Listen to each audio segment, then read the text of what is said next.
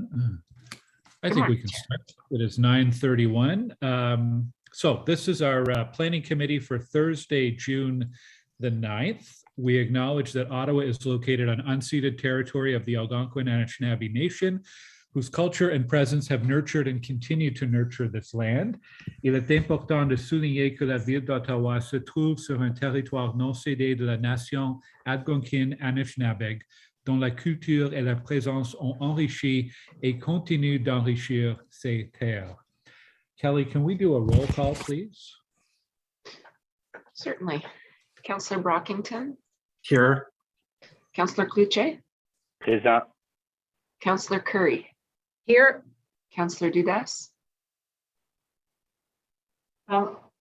Mr. Chair, I believe we're just promoting Councillor Dudas from the attendee list. Councillor Hubley. Here. Councillor Kitts. Here. Councillor Leeper. Good morning. Councillor Menard. Councillor Tierney. Here. Chair Moffat. I think Chair Moffat is in the waiting room as well, Kelly. And Chair Gower. Here. Have quorum. Thank you.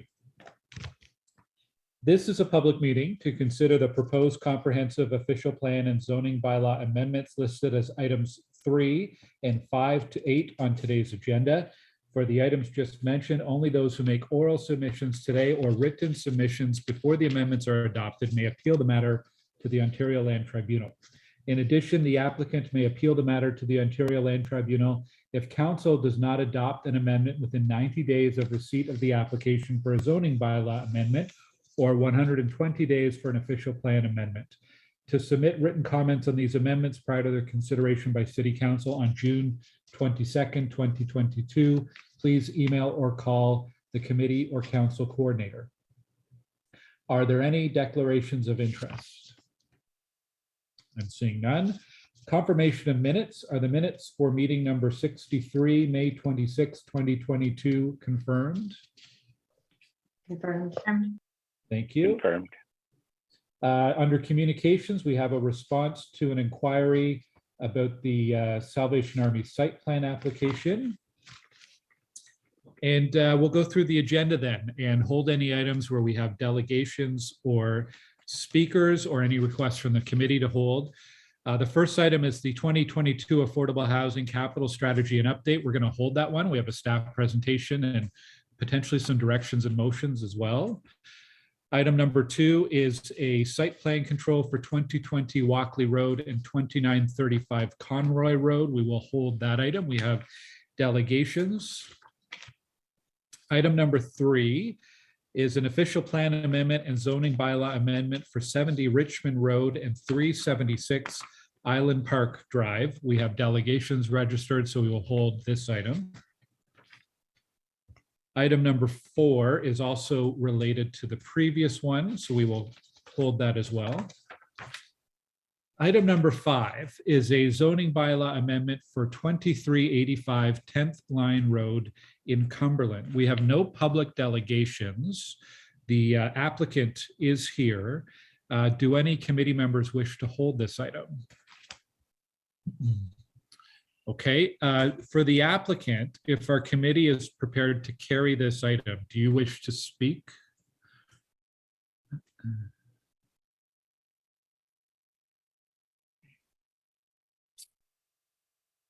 Good morning, Chair Gower. Good morning. I think I missed you asking, but no, we do not need to speak on the item. Thank you. Okay, thank you. So on the zoning bylaw amendment for 2385 10th Line Road, are the report recommendations carried? Carried. Carried. Okay, item number 6 is a zoning bylaw amendment for 1435 and 1455 Morissette Avenue in River Ward. There are no public delegations registered. Do any committee members wish to hold this item? Okay, we do have the applicant here. So I will ask the applicant if the committee is prepared to carry this item. Do you wish to speak this morning? Good morning, Mr. Chair. No, we don't need to speak to this item unless there are any questions pertaining to the application. Okay, thank you. Thank you. So on the zoning bylaw amendment for 1435 and 1455 Morissette, are the report recommendations carried? Carried. Carried, thank you. Item number 7 is a zoning bylaw amendment for 126 York Street and 151 George Street in Rito Vanier. There are no public delegations registered for this one. Do any committee members wish to hold it? Councillor Fleury. Just a simple comment, Chair, if appropriate. Yes. This is a really exciting project. It's fun to see architecture from out of town as well to compete with local architecture teams. I do think that this site, although complicated, has been mastered with the proposal. We've had very good feedback from Heritage Ottawa, the Lower Town Community Association, the BIA, with active frontages on both York and George Street. I will note for public record and for the applicant, I'm looking through the site plan to get a proper pedestrian crossing from Waller Mall to kind of the courtyard they're creating. So it's something that we could certainly work on in the site plan, and I'm obviously very happy with what is now a surface parking and what is Marcus Organic building, which will be preserved and built into a really interesting property. Thank you. Hey, thanks, Councillor. Nathan Patrician is back representing the applicant on this one. Nathan, if the committee is prepared to carry this, do you wish to speak on the item? No, Chair Gower, we do not wish to speak. Thank you. Okay, so on the zoning bylaw amendment for 126 York and 151 George, are the report recommendations carried? Carried. Carried, thank you. Item number 8 is a zoning bylaw amendment for 706 March Road in Canada North. There are no public delegations registered. Any requests to hold this from the committee? Okay, we do have the applicants here, Bria Aird and Jamie Posen from FOTEN. If the committee is prepared to carry this item, do you wish to speak on this?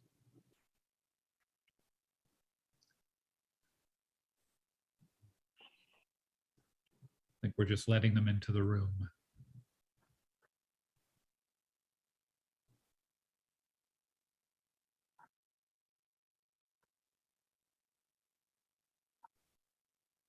Hello, Chair. Oh, my background is, please ignore my background. Chair Gower, we don't need to speak if there are no questions. Okay, thank you. So for the zoning bylaw amendment for 706 March Road, are the report recommendations carried? Carried. Okay, thank you. Item number 9 is an addressing bylaw update. There are no delegations and no correspondence. Do we need to hold this item? All right then, so on the addressing bylaw update, are the report recommendations carried? Carried. Thank you. And item number 10 is a pool enclosure update. Any requests to hold this item? All right then, are the report recommendations carried then? Carried. Thank you. And we can send John Buck home early today. So that is the agenda. So we'll go back to the items that we have held. The first item held was the Affordable Housing Capital Strategy and Update. And we do have a staff presentation to lead us off here. Saeed Saya will be giving us a presentation. So we'll just give it a moment to get into the room and start the slides.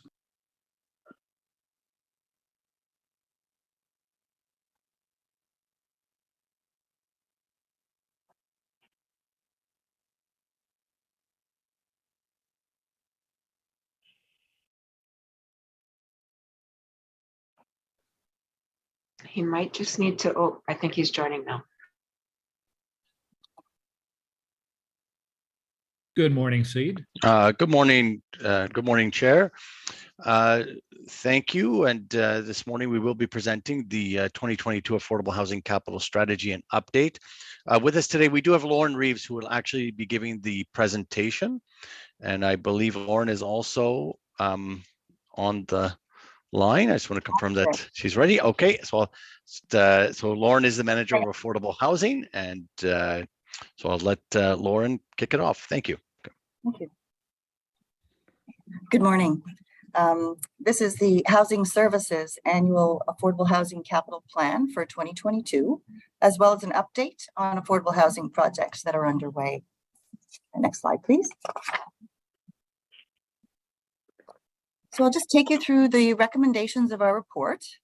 The first is that 19.2 million, composed of $15 million in city capital funds approved through the budget this year, and 4.2 million under the Ontario Priorities Housing Initiative, or OFI, be allocated as follows. Firstly, we would allocate $10 million to Ottawa Community Housing Corporation for their project at 818 Gladstone Avenue, which is their Rochester Heights Phase 2 development. That would be city capital.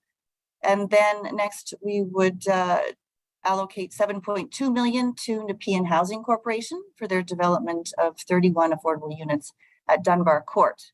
And that'd be composed of the 4.2 million in OFI funds and 3 million in city capital. And then next, we're recommending this pilot project whereby we would allocate $2 million in city capital funds toward a request for proposals for private sector developers to deliver affordable housing units. And this would be in conjunction with CMHC's co-investment financing program. That financing program offers reduced financing rates to developers in exchange for affordable units. A certain percentage of affordable units would be provided. But one of the requirements of that financing program is to receive municipal support. And so this tool would be something that we could provide to developers to obtain that municipal support. Our implementation mechanism would be a municipal capital facility agreement in order to allocate funds to the private sector. Next slide, please. Recommendation 2 pertains to the Ontario Renovates program. This is funded through the provincial OFI funding. And this year it's 1.2 million. The program provides forgivable loans for major capital repairs and accessibility modifications, and was initially only available to low and moderate income seniors and persons with disabilities. Last year, we expanded the eligibility requirements to permit or to allocate 600,000 of those funds for community housing, for capital repairs and accessibility modifications, and it had great success. So we'd like to further expand the program this year and allocate up to 300,000 to not-for-profit and charitable sector landlords for the same thing, for capital repairs and accessibility modifications. Next slide, please. Recommendation 3, we're recommending that the total in from budget surplus and in the Housing Reserve Fund of $13,376,000 be used to fund both a contingency budget as well as acquisitions for our not-for-profit housing providers.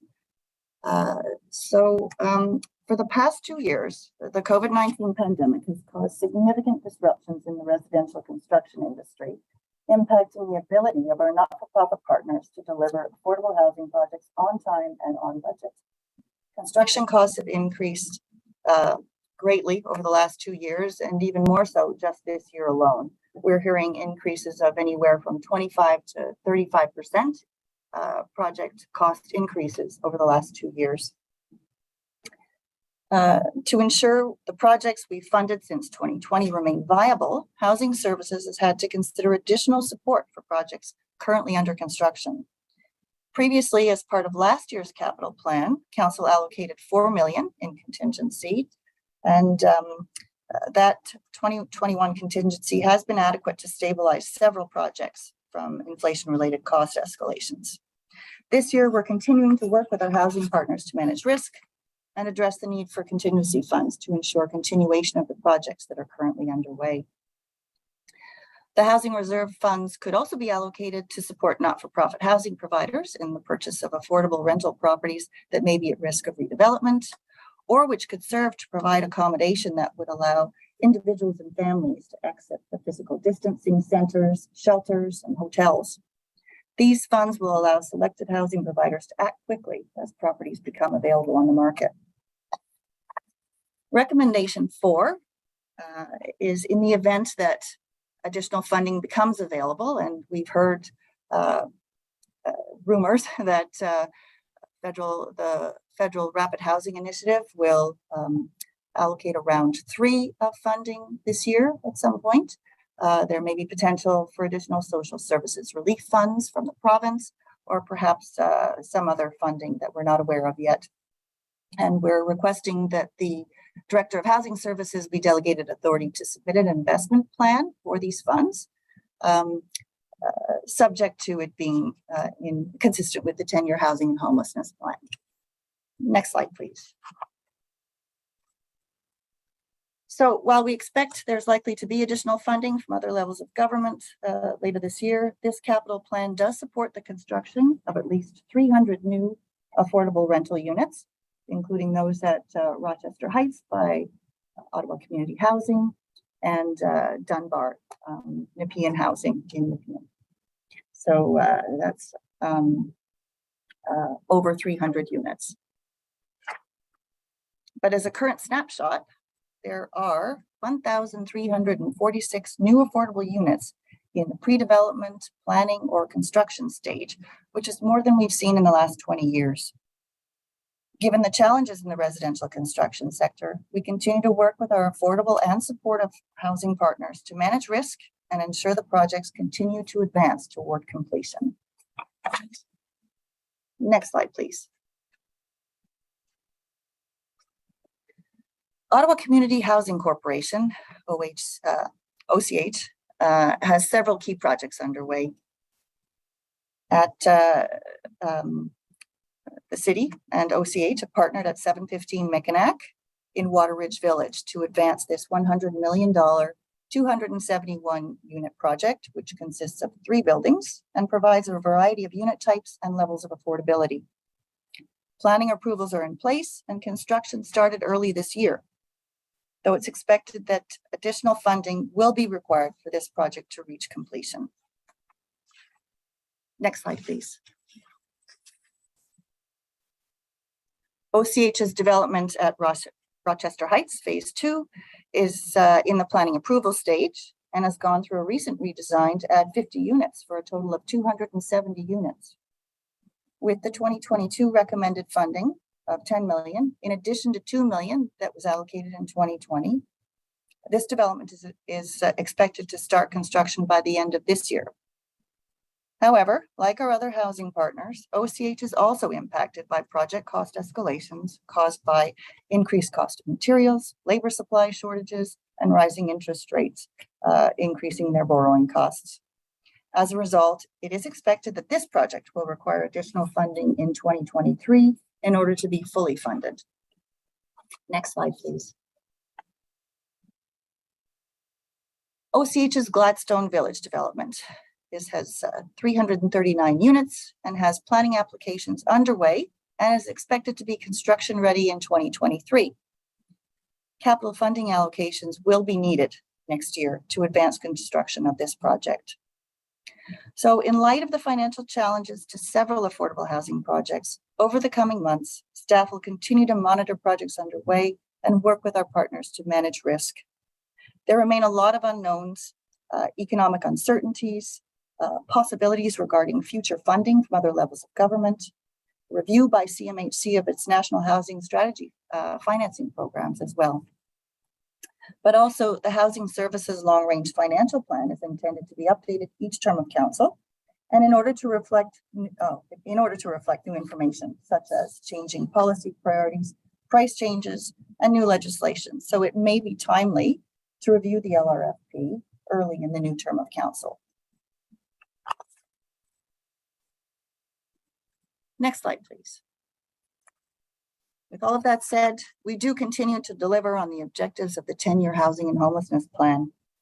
The shift over the past decade from a traditional shelter model to the creation of more supportive housing units or housing with supports to address chronic homelessness has led to the creation of over 800 supportive units across the city since 2006.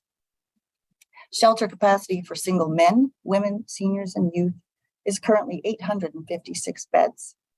And as we continue our investments in supportive housing, the number of these housing units will soon exceed the number of beds in the shelter system.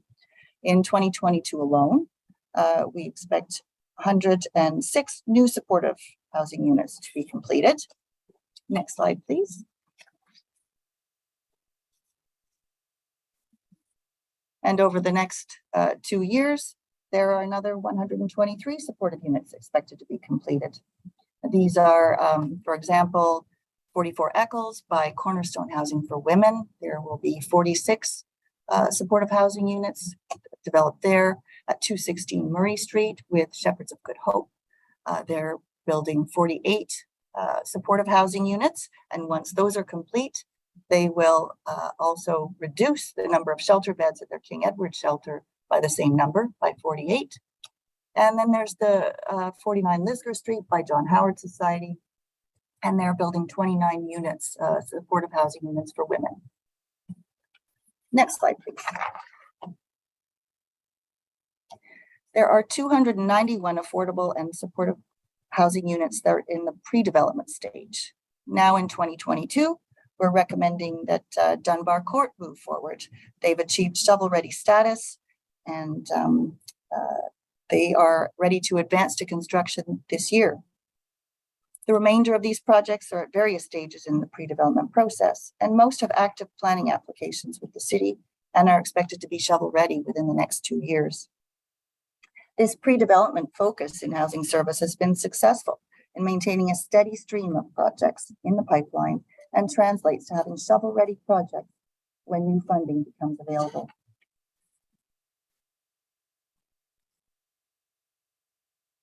Next slide, please. Stabilizing our existing projects remains a key priority this year, as is continuing to fund strategic acquisitions.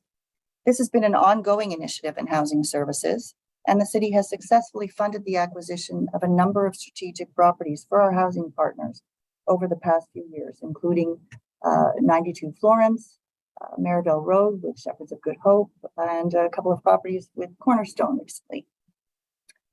Staff are also recommending that a significant contingency fund be available to stabilize our existing projects. With a significant increase in construction costs over the past 2 years and recent increases in interest rates, staff will provide the necessary supports to our housing partners to manage risk and ensure continuity of projects that are currently underway. Thank you. Thanks very much, Lauren, for the presentation.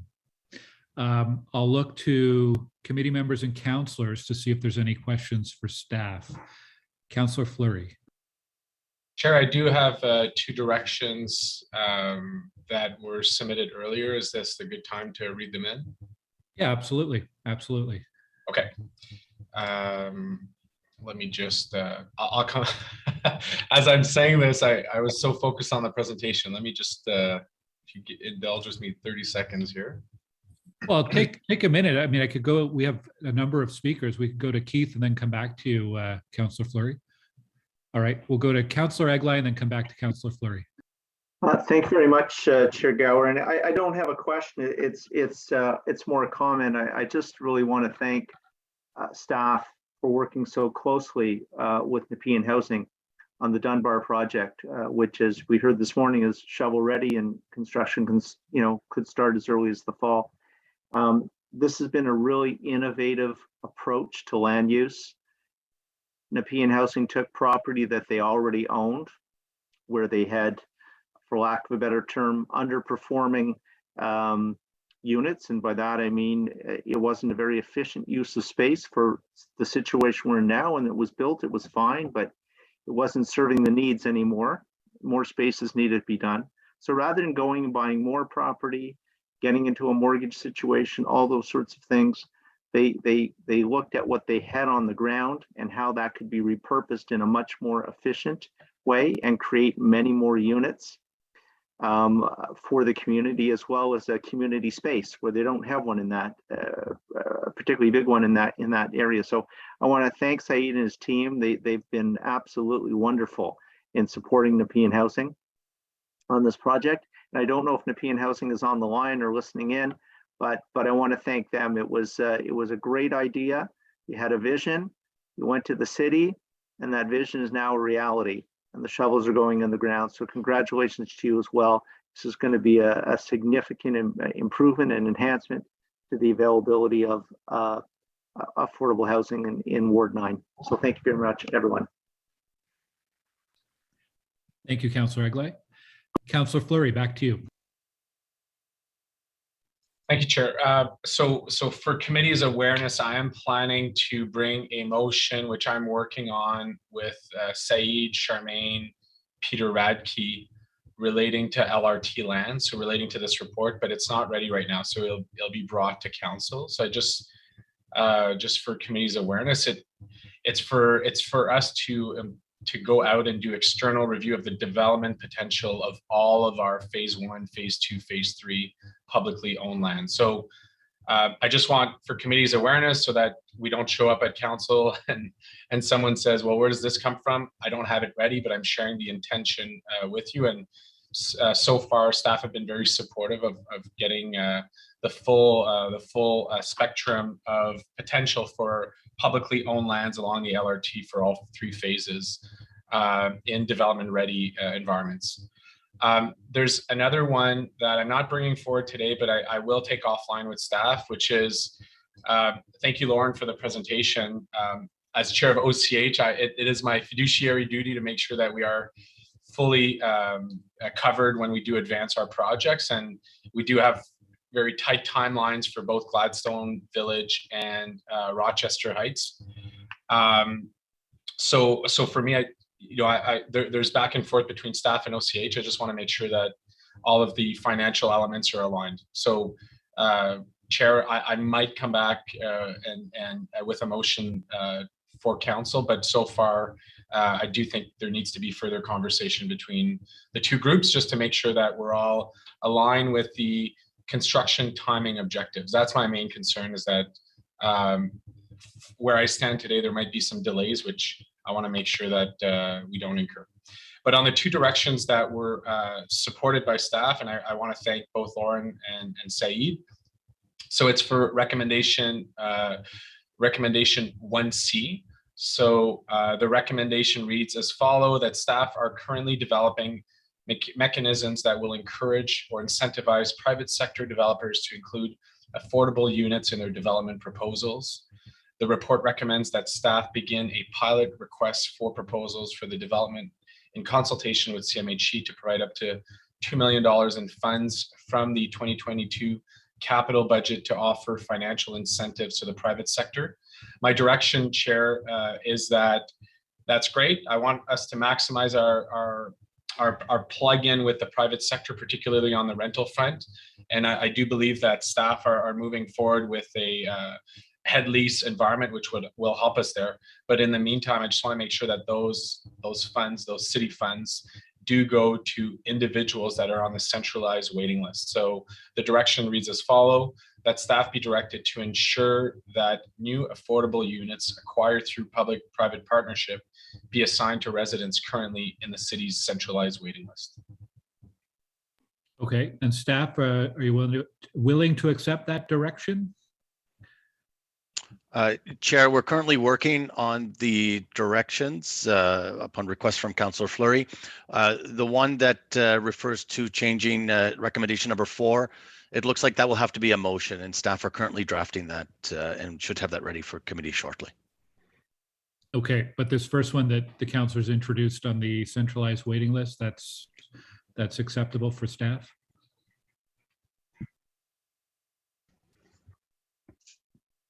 Chair, I believe it might be more appropriate to reword the public-private partnership component. I think it's more of a municipal capital facility arrangement or agreement. I see that as friendly, Chair, absolutely. Yeah, I'm looking at to make sure that the residents are from the centralized waiting list, that's all. Correct. We agree with that. Okay, thanks, Lauren. Okay, Councillor Fleury, you have, I think you have some more comments or questions? I have one more, and Chair, please let me know. We can submit this. Lauren and I follow up with the clerk's office to finalize the wording. I don't see that as a holdup. The second one is on recommendation 4, and Said, I'll let you preface that, but really it's adding at the end of that recommendation after the word 2020, 2030. The following words as they relate to permanent housing priorities. So it's an addition of wording specifically for those permanent housing priorities. I believe staff is comfortable with that. So Said, I'm not sure if we got from the clerk or legal that it required a motion. That's fine. We can take it away. Council, we were through your chair, we were preparing the motion for that.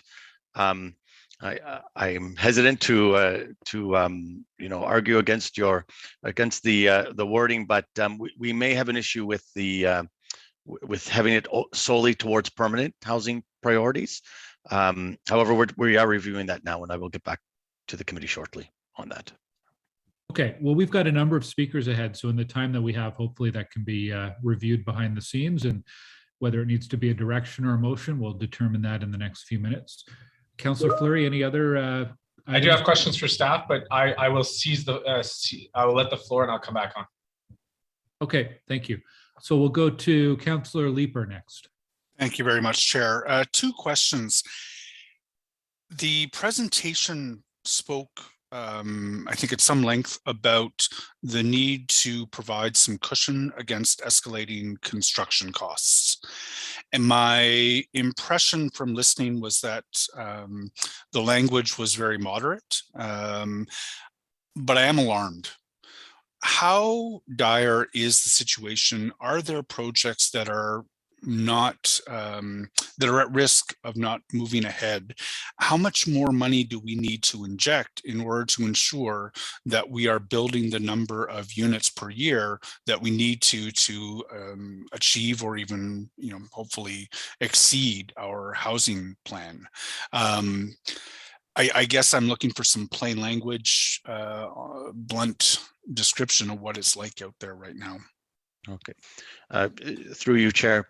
Councillor, first of all, I think to foresee the construction of a lot of the units that we've been working with OCH in particular and other housing providers through the pipeline. We were well over 1,000 units right now. In order to realize those, we would likely need considerably more funding. We're talking, close to maybe, anywhere from $60 to $100 million, for example. However, I'm speaking in broad terms, without getting into a lot of detail with each specific project. What we're trying to do, though, is with everything that's underway, that's in the ground, that's actively moving ahead, especially projects through the Rapid Housing Initiative, we want to make sure that those are fully funded. And despite the cost increases, we must say that the Rapid Housing Initiative funding from the federal government has been very generous on a funding per unit basis, and it's allowed us to proceed, albeit with us using our capital for the additional contingency to see these projects come through. So, on a cost per unit basis, yes, the cost is going to be very high, higher than what we've seen in the past. However, we're comfortable we can manage. I think with larger projects with OCH right now, what we're looking at is to stabilize Rochester Heights. That's the 200 and sorry, I forget the number of units offhand. I think 270 units at phase 2 of Rochester Heights. Yeah. Yes, and we're looking to stabilize that because you know, in talking with OCH, we expect Rochester Heights to be construction ready this year, and what we want to do is secure our equity, OCHC's equity, and financing from CMHC on that. Where we're going to have question marks is with other projects such as Gladstone Village, and I think that will be a discussion for next term of council. We know Gladstone Village won't be ready for construction until next year. We will continue to work with CMHC and the province to seek additional funding, but it's hard for us to know at this time. And the reason why it is hard for us to know what additional funds from the city would be needed is because we don't have a full picture from the federal government yet. We know that the CMHC has announced the Housing Accelerator Fund, and that's the fund to build 100,000 units across the country. So we expect an announcement to be made either this summer or later in the fall, and we hope that some of that funding could be allocated towards OCH or some other projects. In addition, we have a phase 3 of the Rapid Housing Initiative that's going to be announced, and we don't have the details for that yet either. So again, that's funding that could be allocated to projects that are underway. So in a way, when we developed the pipeline, we had said our worst case scenario was to have projects that would be construction ready but not funded. And unfortunately, we're there sooner than we wanted to be because of the pandemic. If it wasn't for the rising costs and interest rates, I think you know, what we had projected in the long range financial plan would have worked quite well. And we were getting very good value for money. But with the way things are progressing, there's just a lot of uncertainty, and it's hard for us to really give concrete numbers at this time. Yeah, so as we stabilize the projects that really want to move ahead, that's great. But I think what you're saying is that, you know, every time we do that, that makes it more difficult to achieve a new project because the capital dollars are being reallocated to stabilizing something that's already underway. What is, sorry, please go ahead. Oh, I was going to say, we're doing a lot of this with our own capital right now. From the province, we have received funds through SSRF.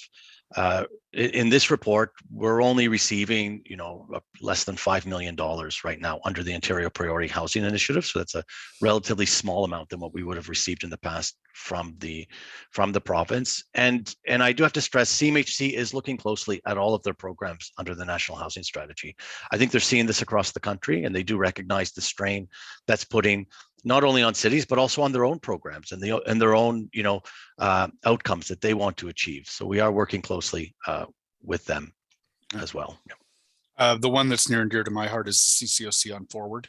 How is that one looking in terms of moving ahead?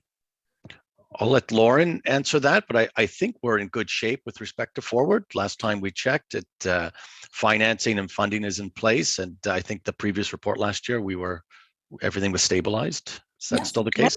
Yes, we have allocated some additional funds in 2021 through the contingency then, and they're fully funded and advancing well. Okay, good.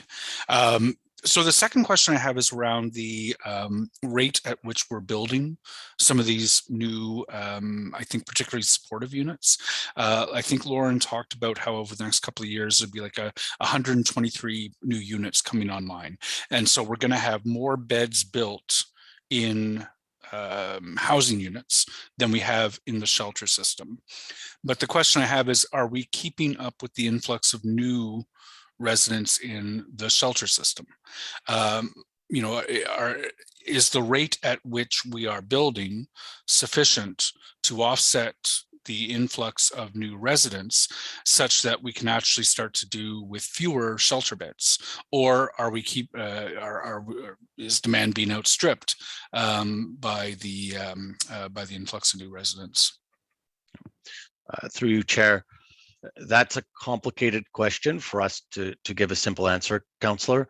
I think you know, part of this is transitioning our overall system from shelters to transitional and supportive housing. I think that's going to be a key component. And there's obviously linkages to Ontario Works and ODSP and how those social assistance programs work and interact with people in the emergency shelter system. And, you know, and this is because it's part of the movement of the shelter population is also regional, right? We're not always dealing with a static Ottawa, City of Ottawa population as well.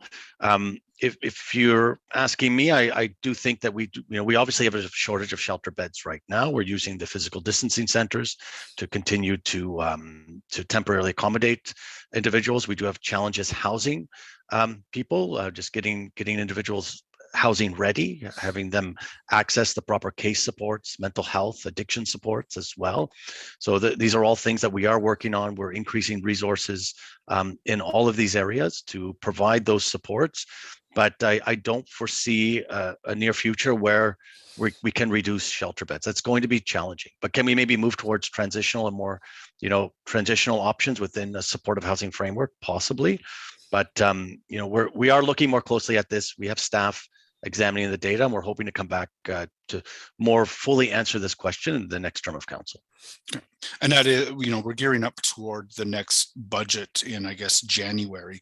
And, my hope is that we'll get some really granular visibility into what's happening. We can make some decisions about how we want to invest in housing to try to keep up both with the what seems to be increasing demand in the shelter system and keeping up with that inflation in the construction sector. Thank you very much. Thanks, Chair. Thanks, Councillor. Saeed, can you just clarify something? I think it was Councillor Leeper's first question. You had referenced that we may need $60 to $100 million more in funding. Is that just the city portion of these projects, or is that 60 to 100 million that could come from provincial or federal levels as well? Chair, it can come from provincial and federal numbers, and that was a very broad sort of stroke answer as well, because we have a lot of projects in the pipeline, but with the cost that we're seeing, there is additional funding that's needed. Next term of council, we do have 60 million that's allocated for that term of council as well already.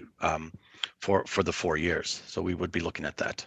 Yeah, and it is not over a 1 year because of the way that these projects are funded over multiple years. That would be spread out over more than 1 year, right? That's correct, yes. Okay, thank you. Councillor Menard.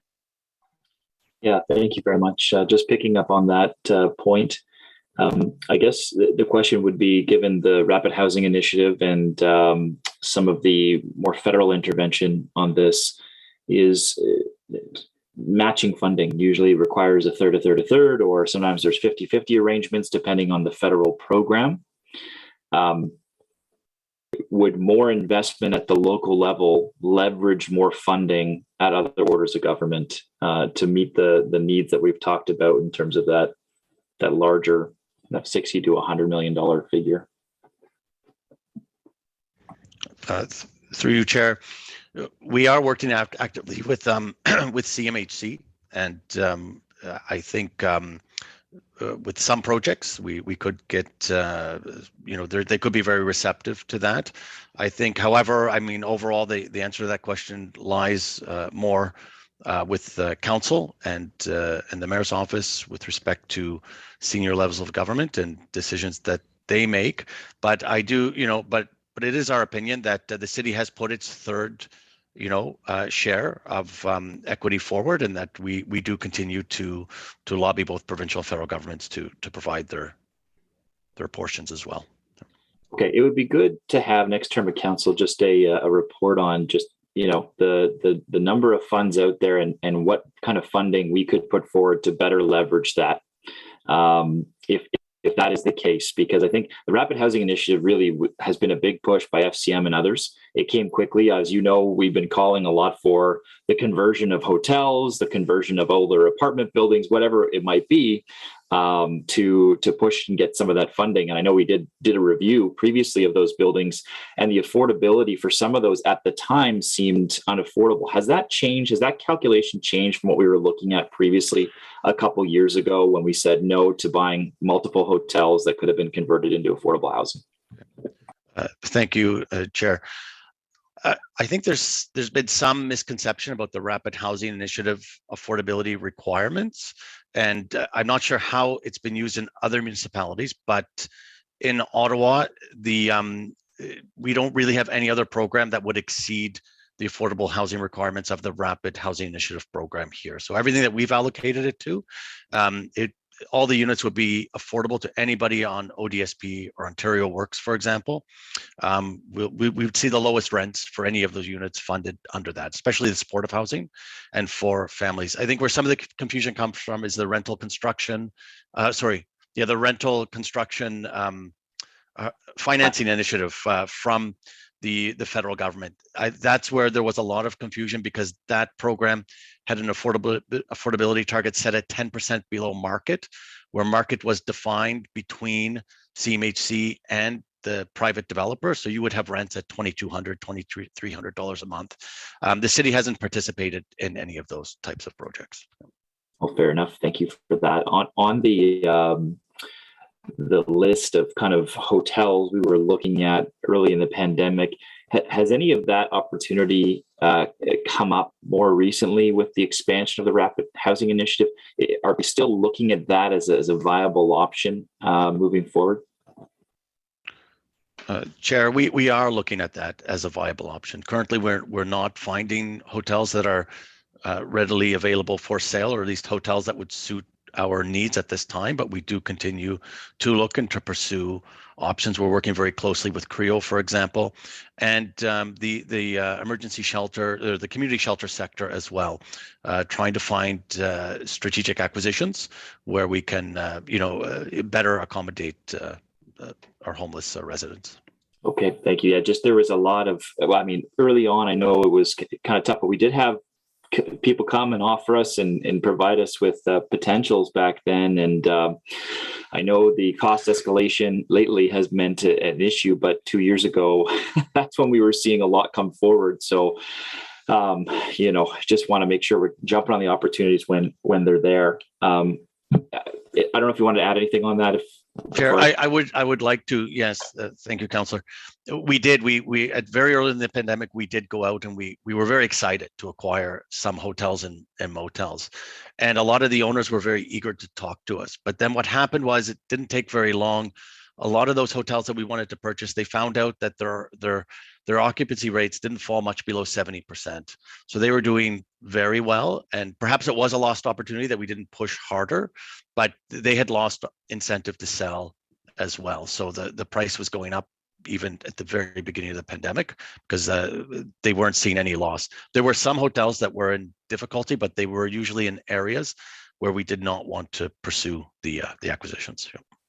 Everything was changing quickly. It was a really short-term, I think, opportunity at that time, and that's why we were really pushing at that time. I know staff did due diligence on that. I just remember a few come forward that we said, no, we're not doing it because our financial model doesn't meet it. But I wish we had, I guess, back then, because we could have acquired more housing units, especially given the price inflation we're seeing today. I do want to just touch on a couple of other things in the report. The $2 million for the private sector developer fund. I think just some questions on this. Is this something that could subsidize the cost of, say, inclusionary zoning for developers, or would that be completely separate? Chair, I think it's a possibility, but the real intent behind this recommendation is that we're getting a lot of interest from developers to support their applications to CMHC. And often CMHC rates the applications based on city contributions to those development projects. And we don't have any ability right now to provide grants or any type of support to the private sector. So our thinking here was that we would use this to maybe enhance more competition between developers looking for financing and or grants from CMHC, and then we'd work with CMHC to get deeper affordability with those projects. So I think the timing would be sooner than what we would see for when the inclusionary zoning would roll out. Okay. One of the lines in the report says that the funds could be allocated as a capital contribution or to offset development charges and other fees at the planning approval stage. Presumably this means that they could then take that to CMHC and say that there's municipal support. Could this not just be done by waiving some development charges if there is suitable affordable housing in the building? Chair, currently with respect to development charges, it is difficult for us to waive them unless we are budgeting for those within our affordable housing capital budget. Within the long range financial plan, we do have a budget for development charge grants or exemptions, and that's monitored with planning and finance as well. So we'll have to work it into to all of that. Yeah. We couldn't do it sort of on a one-off basis. The 2 million would be in addition to what we already have in terms of development charge offset, which I recall coming in part of that $15 million annual affordable housing plan, the 10-year plan. So this would be added to it. I understand it's just a pilot project, but I'm a bit wary of it. I think the concern for me is, is a dollar spent on subsidizing developers to provide what has traditionally been not so affordable housing, is that better value for money long term than investing in the creation of non-market housing, either like directly through OCH or in partnership with non-market providers? So I guess the question is, why not spend the entire budget on that? Is it the variety we're seeking? What's the value of that in terms of the a dollar spent on OCH versus a dollar spent on housing that traditionally has been not long-term and not very affordable? Chair, that's a very good question. I think our record has been to fund almost exclusively the not-for-profit and charitable sectors when it does come to housing. In this case, we are looking for similar affordability levels. So we wouldn't be looking at RCFI, for example, or any funding any type of program like that. And we do see an opportunity here because there is now a lot of competition. So we literally have developers knocking on our door quite frequently, looking for us to partner with them. Whereas I would say before they maybe were not as eager to partner with us. So we're hoping this can help us enter into stronger agreements, but also attract more affordable housing funds from the federal government into Ottawa to get more units overall. So that's really our intention, and we think it is a relatively sort of modest amount. It's more to leverage the CMHC funds and to get that greater level of affordability. But we do share the concerns that you did raise just now. Yeah. Okay, no, I appreciate that very much. Thank you, Chair. Thank you. Councillor Brockington. Thank you, Chair. Good morning to you and colleagues. Thank you to staff. Very, very happy to see this report. Lots of good work. Obviously challenging with limited finances, but doing good work with what you have. So I want to thank you, Saeed and Lauren, and the whole team, not just at the city, but OCH and other stakeholders we work with. I'm just looking at the motion, and I want to make sure I understand things correctly. Part 1 is more or less building units. Part 2 is about upgrading existing units, if I can say that simplistically.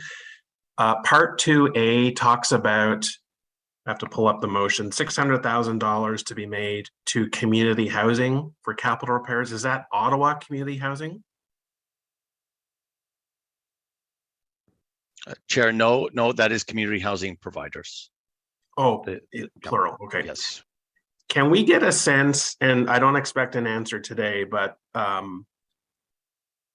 my residents who are in social housing, the number one thing we hear is assisting them with transfer requests, followed closely by sort of the state of their home, state of the buildings or homes that they live in. Can we get a sense of how bad things are with the state of our existing capital stock in this city? We know more or less what the demand is for units to house people, very good metric to follow. But I don't have a true sense on what the backlog of work is to repair and renovate existing stock. Is that something maybe we can get by way of a one-pager before council meets? Chair, this was actually addressed at Community Protective Services Committee about, I can't remember the date of the last report. We did allocate just under $15 million in provincial funding for repairs.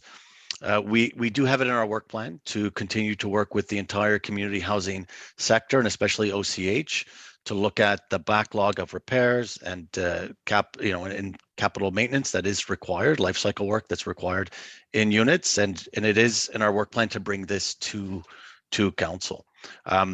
We could bring you more information on the status of repairs prior to next council. However, it is quite separate from this report. This report, it's a few $100,000 or $600,000, and it's really targeted at accessibility related modifications to improve accessibility and AODA requirements above what we're funded for under the community housing program funds that we received from the province. Yeah. Fair enough. Yeah, the way it's worded, it says capital repairs and accessibility modifications. So I thought it was two different buckets.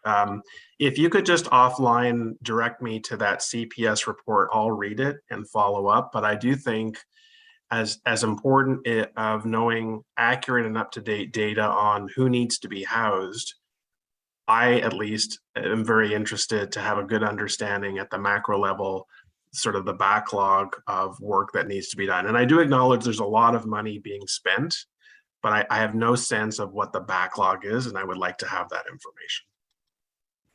Chair, we can provide that. All right, thanks very much. Thank you, Chair. Okay, thank you. Councillor Cloutier. Thank you, Chair, and thanks, Saeed, and your team, Lauren, for this report. Councillor, your volume is quite low. Is there anything you can do to bring that volume up? I apologize. I've got my headsets on.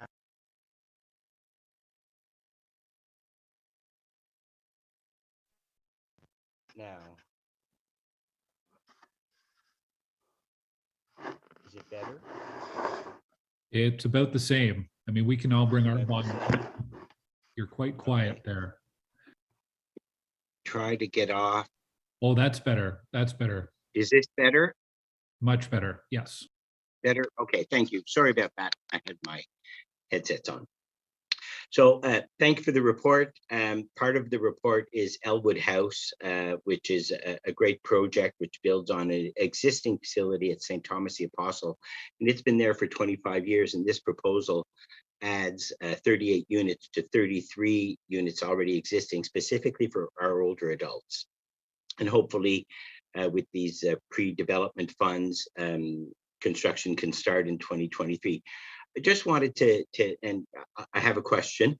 You know, we've been working on this since 2014, and certainly some of the delays is funding by organizations to get to the shovel-ready status. And I worked with the Anglican Archdiocese and the team at Elwood House to overcome those barriers. And as you know, thank you, Lauren and Mary Dickinson, for assisting with the pre-development funds and the City of Ottawa and funds from CMHC to prepare the site plan to get to where we are. The question is, how can we need more affordable housing? We need it for older adults. How can we reduce those timelines? What initiatives can councillors do, assist with more to be helpful in reducing those timelines so that we could support those partners who want to bring these proposals to fruition to serve our residents, and again, in this case, our aging population. I guess that's for Saeed, just to plow the road for the future applications. Okay, thank you, Chair. I think, I mean, Council's been very supportive. Our budget in affordable housing has increased considerably over the last few years. We went from having nothing in terms of city funding some years for affordable housing to having a consistent, level of $15 million annually. So that's a big help. Council has also supported us in our efforts to create the pre-development fund with the sector to get these projects construction ready. I think, once projects are construction ready, the idea, at least from the staff level, was that we could put more pressure on provincial and federal governments to seek funding and to provide their share so we can get the other 2/3 necessary to build these. And I think, short of, providing more funding, we could pressure other levels of government also to provide fundings to see these projects start sooner. There's funding and other programs that are easy for organizations such as Elwood House to access in terms of financing and so forth to not just build the project, but have a financially sustainable, affordable housing residence in the long run too. Thank you, Saeed. And yes, that site has been operating for 25 years with 30 or so units, and they want to add on because they have a good organization, it's been very successful. Again, the difficulty is for these organizations, there's funding from the federal government and the provincial government once it is shovel ready, and it is very expensive to get a proposal to shovel ready status, and very often that is funded through the city or other, as I said, CMHC, or I think FCM has a plan also. And so that is absolutely a barrier, and I fear that sometimes some organizations just give up because they can't get to that state where there is a proposal that is ready, that staff can support, that the councillor can support, that the community can support, and that is financially viable to from a financing point of view to execute. And so I think at the outset there is that barrier that we need to focus on to overcome a little bit more. And if that's city funding that needs to be augmented, that might be the way, but we certainly need to focus on that. Thank you, Councillor. Councillor Kavanagh. Thank you very much, Chair. And thank you to Saeed and Lauren for excellent work. It's very exciting as someone who's on the board for Ottawa Community Housing, and just excited about having more affordable housing at every opportunity. One of my question is in terms of dealing with the private developers. It's nice to hear they're knocking on the door, as it were. They're usually the big ones, and I've recently come across smaller ones that are looking at want to provide affordable housing, and it doesn't feel like we're set up to deal with them. That the big ones, because of scale, we can negotiate. You get a building of 450 units, you take 10-20%, and then you can talk to them. But in terms of just having smaller developments, because we want that missing middle and we want smaller developments, what can we do to improve getting towards that, so that we have that more of that missing middle affordable housing rather than just towers, etc. Okay. Chair, I think this is another one of those questions that's not so easy to answer. When we get requests from developers, smaller developers, even larger ones, often they're looking for funding levels that pretty much equal what we're providing to OCH or a CCOC or an MHI, for example. And it's hard for us to recommend to council to provide that level of funding. We are, though, within our work plan, looking at implementing a community improvement plan for affordable housing to provide tax incremental grants, for example, to assist some of those smaller and larger developers who do want to provide affordable housing at affordability levels that will also be established by council. So we're hoping that would help, and we will look at some other tools. But it is. I think I'll just acknowledge that this is a challenging area, really, to address the missing middle part. Our funding is a small part of all housing that's constructed in the city. We try to focus our funding on deeper levels of affordability, and even then we're challenged on how affordable we can, on how affordable the units can be in these projects. And I think a lot of councillors would like to see the units even more affordable. So it is difficult for us to stretch the funding any further than we have, but we are looking at tools, but I really don't have a better answer for you than that at this time, councillor. I appreciate it. I just trying to raise the subject because when I think of affordable housing, I think of families, and because they're the ones that have the hardest time affording housing, and they're the ones that are struggling the most. And a lot of the developers are looking at smaller units. When they build a tower, that's all one in bedrooms and bachelor units, and OCH, of course, is very flexible and has a wide variety of housing. But I'm trying to look at opportunities, especially as we work towards the vacant lots and converting them. We will have developers coming forward.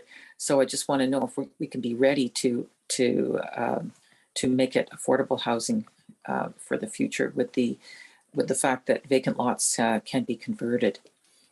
What will you need to do to help that along?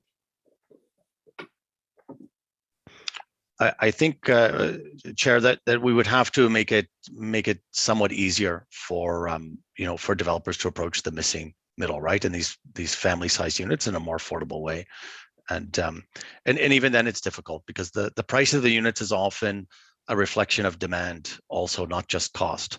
So not to say that supply is the only answer to the affordability question, but there are other factors that do address households' ability to even access these units, other than just the fact that we could reduce the cost to build them. So if we're not directly subsidizing them and controlling the costs of the unit to come to market, whether it's rental or homeownership, we can't. It's very difficult for us to control the cost with the private sector unless we're providing some type of incentive, or we have a housing market that has a lot of competition and is having a downward pressure on those prices. Okay, no, thank you. I just wanted to raise that issue. Thanks. Thanks, Councillor. Councillor Fleury. Thank you, Chair, and I'll have a number of questions. Said, I recognize this preceded you, but I believe there was a former direction that when we bring these reports that we have on the tables a third string that says per cost per unit. So I do think, a lot of councillors are raising private sector, they're raising what are the costs in it. I do think that a point in time per unit cost of these projects is a transparent way to report on these elements. And I would ask that, obviously there's been a change in leadership and I respect that, but is that something that you can take under advisement for future reports, that we do add a third column identifying their per unit cost?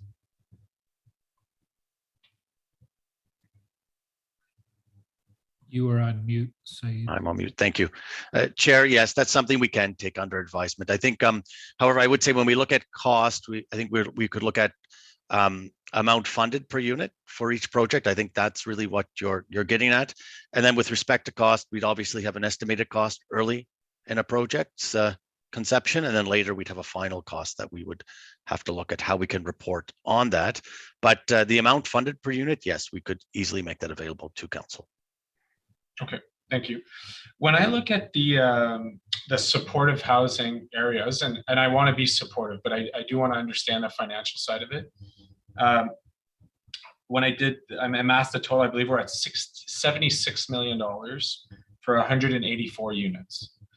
And then when we break down the units, Jockvale's on par, Saint Denis on par, Forward's on par. They're around, 30 to 50 units under 6 million, right? Like, kind of give you a gauge. But there are two projects that sort of pop like, oh, I'd love to understand why were they so much more expensive, and that's Eccles and Maryvale. So both, Eccles were 46 unit, close to 16 million. And then Maryvale, close to 60 units, 13 million. So could you give us some context to why there's such almost 3 times the cost for the other project for similar unit counts? Yes, Chair. There's one reason that there's a big difference in the cost, and this again, this is the amount funded, it's because some projects are financed. So the financing piece does not show up in these tables. So for example, Jockvale, that would be financed by OCH, and part of the rents would pay for that financing over a 20 or 30-year period, for example. So that's why we would have a lower cost, but the rent would be a little bit higher for those Jockvale units than they would, let's say, at Eccles with Cornerstone Housing for Women, where the rents are probably half of what they would be with OCH. And in both of these projects, the rents are very low. I just do want to say that. OCH, we're looking at $800 a month for, you know, a unit that can house households with children.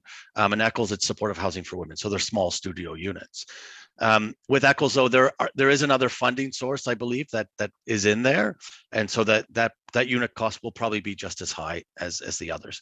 But typically, it's because the financing is not included in the funding cost that we provide in these reports to council. Yeah. Okay, I want to applaud, even if it's small. It's small. I do think that the Black-led family unit initiative is a good start. I think this council and staff should stay on top of the growth potential and should really focus on how can we support. We've seen large Black families, particularly in motels, for a long time, as you're aware. And you know, if this could be a sustainable and growth model, I would encourage it.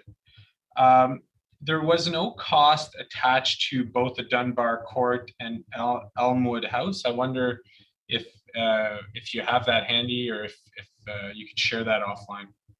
Okay, Chair, with respect to Elmwood and Dunbar, we've allocated up to $7.2 million for Dunbar, and we will continue to do work with Nepean Housing to develop those costs. It's still fairly early in the process. Elmwood House, we're in the pre-development stage at this time. So we may have high-level Class D estimates, for example, but we really don't have any reliable costs right now. As we get closer to to seeing building permit realized, or actually not even a building permit, but let's say site plan, for example, then we'd have a better idea of what the costs would be. Okay. And then in the past, maybe that's changed. I remember when I always struggle with this committee and this report because my head is so CPS focused, but we were talking at the time of rooming houses, and I remember we were reviewing standards, and one of the programs we were looking to tap into was the Ontario Renovates, and we were struggling to spend the amount. So I see in this report that there's an additional $1.2 million for Ontario Renovates. Have things shifted? Are we seeing the benefits of that program? Are they being fully utilized?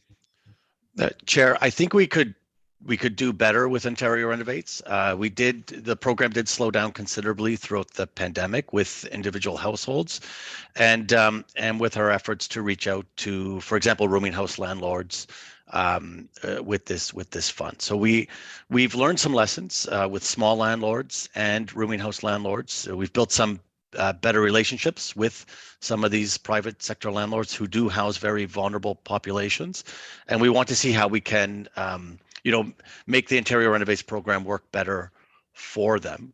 So I'll say I think we can do better in that area, and I want us to continue to engage with the sector. There are some challenges with some of these landlords, of course, but some are also very good, and we'll be very happy to work with them. Okay.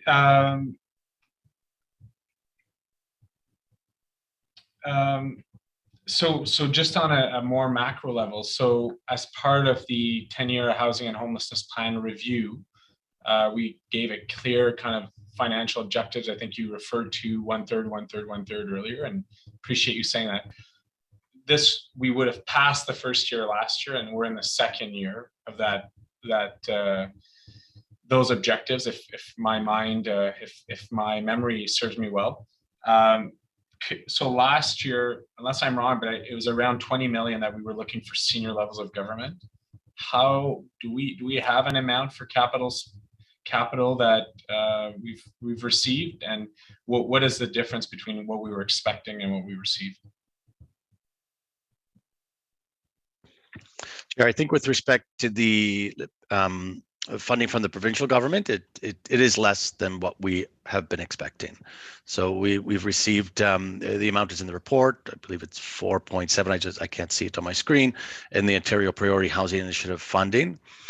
So we have not, this year we haven't seen additional capital from the province. Last year we did receive capital through the Social Service Relief Fund, which was allocated to some of those supportive housing projects. So I would say the funding we had expected was realized.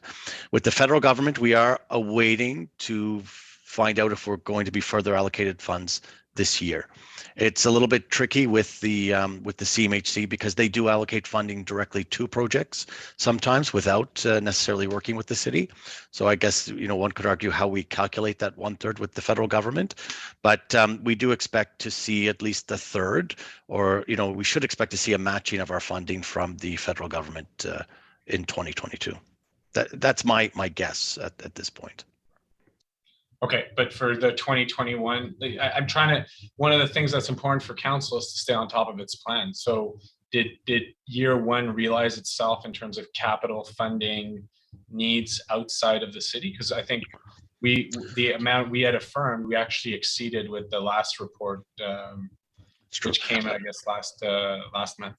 Yes, Chair, I think if we account for SSRF and the Rapid Housing Initiative, that we could say yes, that we received what was expected. Although these were very, exceptional circumstances as well that nobody anticipated, and the project costs were very different than what we had anticipated in the long range financial plan. That's the only caveat I would add to that. Yeah. And I'm just trying to get clarity here. So what was the amount we were expecting, and where would we range around? Because like 5 million seems short of 20 million, which is the figure I had in my notes. So Chair, I think the 5 million, you are probably referring to the Ontario Priority Housing Initiative amount, but I was also counting the Rapid Housing Initiative funds and the Social Service Relief funds that were allocated towards the supportive housing that was funded last year as well. So I would need staff to pull together those numbers quickly, but just quick estimates, we would, from our recollection, we've received that amount of funding from provincial and federal governments. Yeah. Okay, is that, if you don't have it right now, don't stress. Is it something that you could take away and follow up with me before council? I'm just curious to see. I do think it's important we stay clear on the plan, and each year funding shortfalls or funding attained by us, but also senior levels of government. Yes, Chair. We have the amounts in the report, but we could break them out specifically by year so that we can map out for council what we received each year and whether it met our expectations.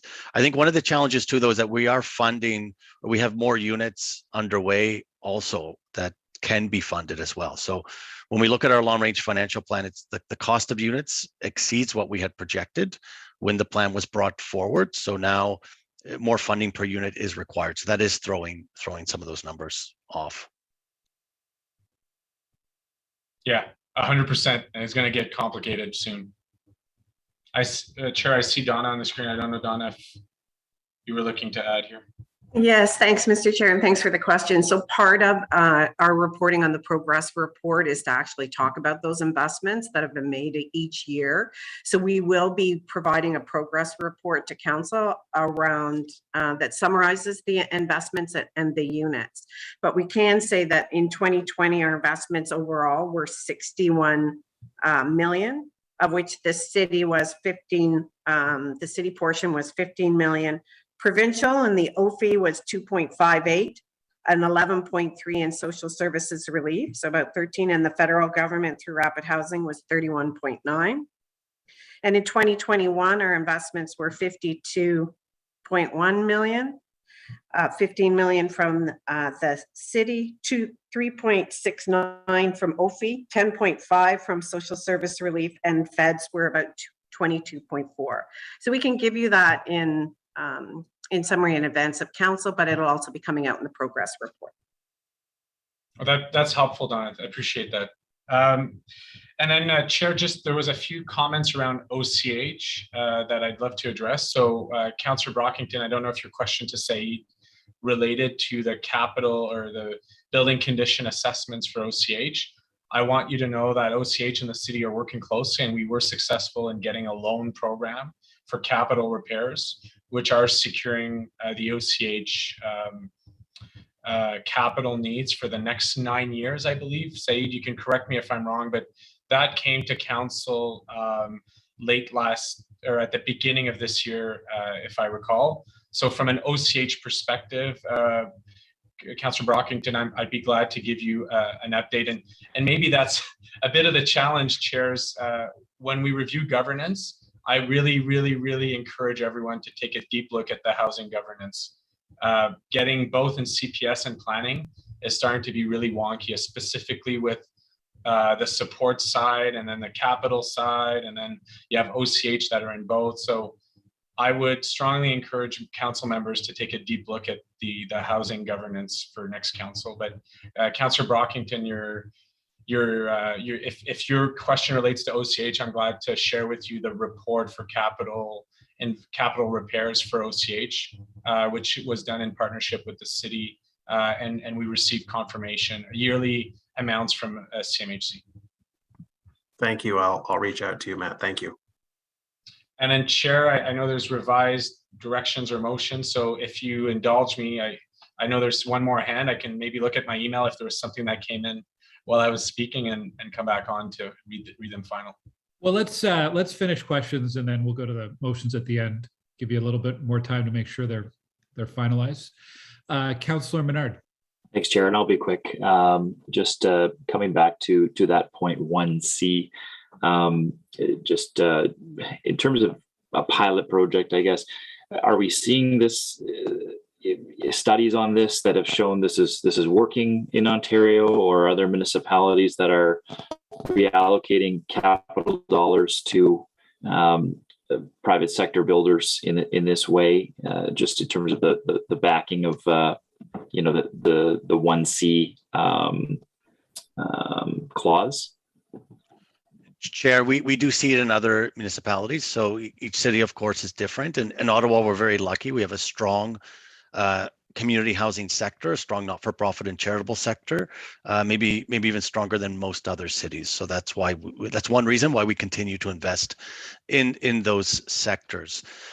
We do see other municipalities such as Toronto, for example, they do invest quite heavily in the private sector with respect to building their affordable housing, and other municipalities as well in the GTA and other parts of Ontario do rely on the private sector. Too. So we do see this work successfully. It doesn't mean that we need to follow suit either, because other municipalities do look at us and they do, they are perhaps envious of the sectors that we get to work with here in Ottawa. But again, this is also really to attract more federal dollars and more affordable housing units in the cities. So we don't see it really as an incentive for the private sector, but as an incentive for the city to bring in more CMHC funds into the city of Ottawa. Okay, I appreciate how forthright you are, and presentation side, great to have you as part of the city. I really can't thank you enough for just what the work you do and your team and the entire team working on this. So we've got to celebrate the wins. There are a bunch of good things in here. I am going to just personally dissent on 1C, and it's just because I remain concerned about subsidizing that private for-profit developers to give us affordability when we are taking very precious capital dollars away from not-for-profit non-market housing, especially when our non-market housing lasts in perpetuity, whereas this often is just for 20 years. And so I also just remain concerned around the fact that we are setting up a community improvement plan. The project, as we say, expected to explore fee relief in this case, or tax increment equivalent grants to developers to exchange for affordable units. So before allocating very, very precious capital dollars in this way, I want to see how the CIP project unrolls. And so I'll just be dissenting on that one item, Chair. The rest will happily. Thanks, Councillor. I had a few comments and a few questions for staff, maybe building on where Councillor Fleury started off on governance. I do think the next term of council through the governance review, I agree, Councillor Fleury, we should be bringing everything related to affordable housing within the same committee. I think I've said before, Planning and Housing Committee might be a good name for a future council's committee structure. Saeed, remind me again, what is the current number of people or families on the centralized waiting list? Chair, we're currently above 12,000 households on the centralized wait list. Okay, so there's a number of numbers that I think would be really helpful for counselors to be able to track year by year. That's one of them, obviously. The report references the per unit cost of $400,000 to $500,000 per unit. I think that's very helpful because as counselors, when it comes to budget time or when it comes to giving direction to staff, we really need to understand that number. If there's 12,000 families on a waiting list and the cost per unit is $500,000, that'd be $6 billion in investment. Now I realize it's not all of those homes are not going to come from community housing or public housing partners. And there will be a need for private sector. There will be a need for units through inclusionary zoning, all sorts of policies, but that's a staggering number, $6 billion if you were to actually, commit public money towards building all of those 12,000 homes that we need. And then earlier there was a reference to 25 to 35% increase. I guess it's in a year over what we would have seen last year. So I think that per unit cost overall is really important for us to see and track year over year. And as Councillor Fleury had asked for as well, just to see what kind of value we are getting from different projects and different partners, that's helpful. The other number I think is interesting is that 1,346 units in pre-development, planning, or construction. And that's a number that kind of rolls over from year to year. So if that's where we're at today, do we know where we were a year ago? If we're at 1,346 today, where were we a year ago with that number? Oh, Chair, I need staff to get that number for me.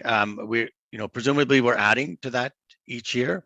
I think the challenge this year is we might have added more to what we call the pre-development pipeline because we're moving or keeping Gladstone Village sort of on that path, whereas before we may have headed on the other path. We're going to shift the numbers, and we do have to think of a way to better present those numbers to council. It's a little bit tricky for us. We have units funded, units under construction, units within the planning phase, units in pre-development, and so forth. And then even the units funded, what we're finding is we need to add considerably more funding to those units now to see them realized and see them completed. So we're trying to figure out the best way to report those numbers to you. And as Donna suggested, we do have a progress report that's going to be released near the end of this month. And we could come back very soon. Within like the day or later today with with a breakdown of those numbers for you and other councillors. Okay. Lauren? Chair, thank you. And I think what the progress report will detail, you'll see the trends in housing underway. But I understand that in 2020 we were at around 900. In 2021, 1,400. So we were actually higher last year, and this year just dropped slightly to closer to 1,350.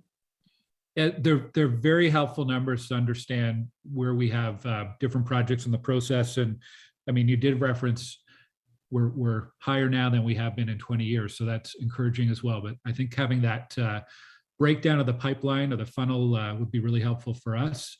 The other thing I wanted to ask about, well, I was fortunate enough to attend with Councillor McKenney a funding announcement at Hollier House on Monday in Bell's Corners, 35 apartments in Bell's Corners, which with a number of partners and funding from the city and the province and the federal government.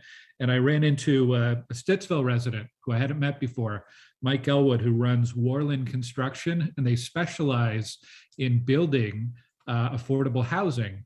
And he said to me he'd love to find more locations in the West End, and it got me thinking about capacity. So we have money, we have partners, we have obviously a need.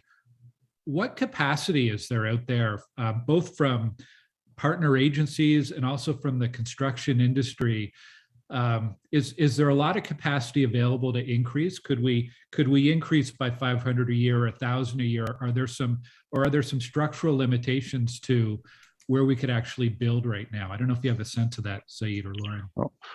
Councillor, Chair, I'll try to answer that, and Lauren, if she wants to add anything to it, please do so. I think what we're seeing, especially during the pandemic, is it does depend on the type of housing. So early on, the federal government insisted that we undertake modular construction for projects. That increased the cost and complexity to a lot of the projects that we were looking at, because in the Ottawa region, we don't have a lot of expertise in that specific area, and there are different unique building code requirements for modular construction that are even different from Toronto's, that we have to contend with, and the sector is not used to dealing with, even on the national level. So that increased cost and complexity there. If we're looking at new construction infill sites, that's going to vary from acquisition and rehabilitation of other sites. So you mentioned Worland. I can't remember if Worland is the general contractor for the Shepherds of Good Hope project. It might be McDonald Brothers or someone else. But for some of those projects, we're seeing very good timelines and not as much pressures on the budgets. So the projects are moving along a bit more quickly. But it's, again, I don't have a simple answer for you on that. I think depends on the type of project, the type of construction that's being utilized, the trades that are required, and availability of supplies. Where, although we see pressure across the board, some projects are being hit harder than others. So it's probably worth a good discussion with Worland and other general contractors to find out what types of projects might be easier to get off the ground than others. And Lauren, do you have anything else to add? Okay, and I guess a bit of a follow-up on the same topic. OCH, obviously a major partner. In the presentation, Lauren mentioned Shepherds of Good Hope and Cornerstone. Over the past few years, are there any general trends? Are we seeing an expansion of the number of housing providers that we're working with, or is there a greater variety? Any trends or significant information in that regard? Okay, Chair, I think the two big trends that we see. One, OCH has definitely ramped up capacity. So, even we were looking at 300 units a year. They will have capacity for that or more, most likely. And their only limitation will likely be funding and I would say capacity in the development sector, right, to support them in a competitive manner. With respect to supportive housing, I think the other big trend is that we are seeing the transition from shelters to supportive housing, especially with Shepherds of Good Hope, Cornerstone Housing for Women, the Ottawa Mission. They've all been very successful, and they've been very good partners for us to work with, both because they provide exceptional supports. I've also got there's other providers, John Howard Society, Montfort Renaissance. They provide exceptional support. They're able to leverage charitable donations, which helps us manage the risk, the financial risk, to see these projects again realized and constructed. So all of these, areas where we are seeing significant growth, and within the sector, and we're having stronger partnerships with our community agencies. I think that's what's really important. Okay, thank you. For folks who are interested in this topic, a reminder: next Thursday we have a joint CPSC Planning Committee meeting. And the main item is inclusionary zoning. So another big, very important policy piece when it comes to affordable housing. And I'm glad we've taken the time on this today, because investments in housing, it's the most important and most impactful thing we are doing as a council right now. So thanks to colleagues for the discussion. Councillor Fleury, you have a direction and a motion. I haven't been following my email, so I'm not quite sure yeah. where we're so, at. A direction, Chair, on recommendation 1C, and I wonder if I believe it's Eric who has that, and then we have a motion relating to recommendation 3, I believe. Okay, so the 1C is the centralized waiting list direction? Correct. So we'll bring that up on the screen and let you introduce it. So this is a revision to what you had at the start. That's right. It's reflecting Lauren's Lauren's earlier points. Perfect. One moment, please, Chair. Thank you.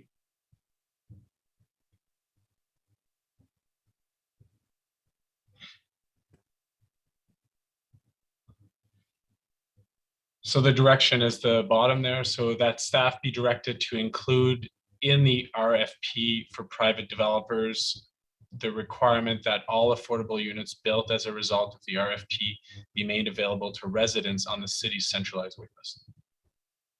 Okay, and staff agree to this direction? I believe so. Yes, Chair. Staff are in agreement. Okay, thank you. Okay, and a motion, Councillor Fleury? That's right. The motion is to add a few words there to recommendation 3, which is permanent housing, and staff have made the recommendation to add the word and supports, which I'm comfortable with. So it reads in the motion. Yeah, so it's the recommendation 4 be amended, and the wording stays the same except for the last sentence. So if you go down, we've added what is underlined as they relate to permanent housing priorities and supports. Okay, and I'll go to Said again. Any comments from staff on this?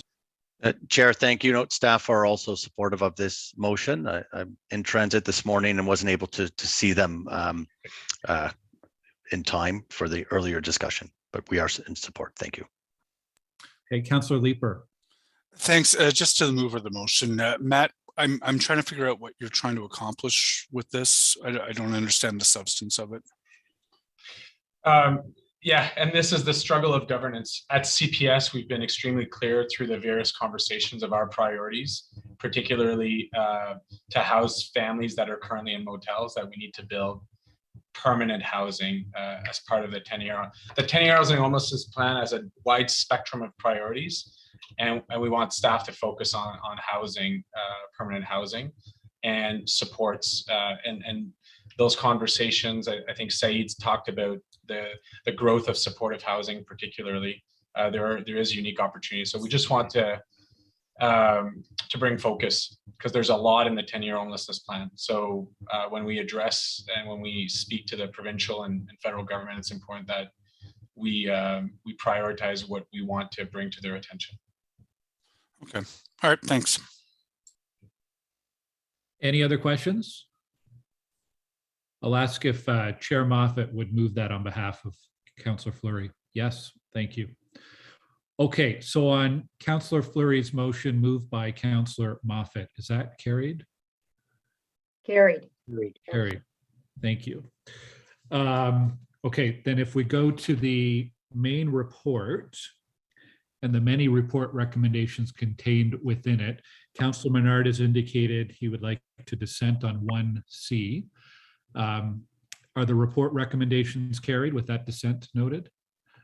Carried. Carried. Okay, thank you. And thank you very much, Said and Lauren and the rest of your team for all of your work on this. It is, like I said, I think the most important investments we're making right now as a city. So appreciate the update today. Thank you, Chair.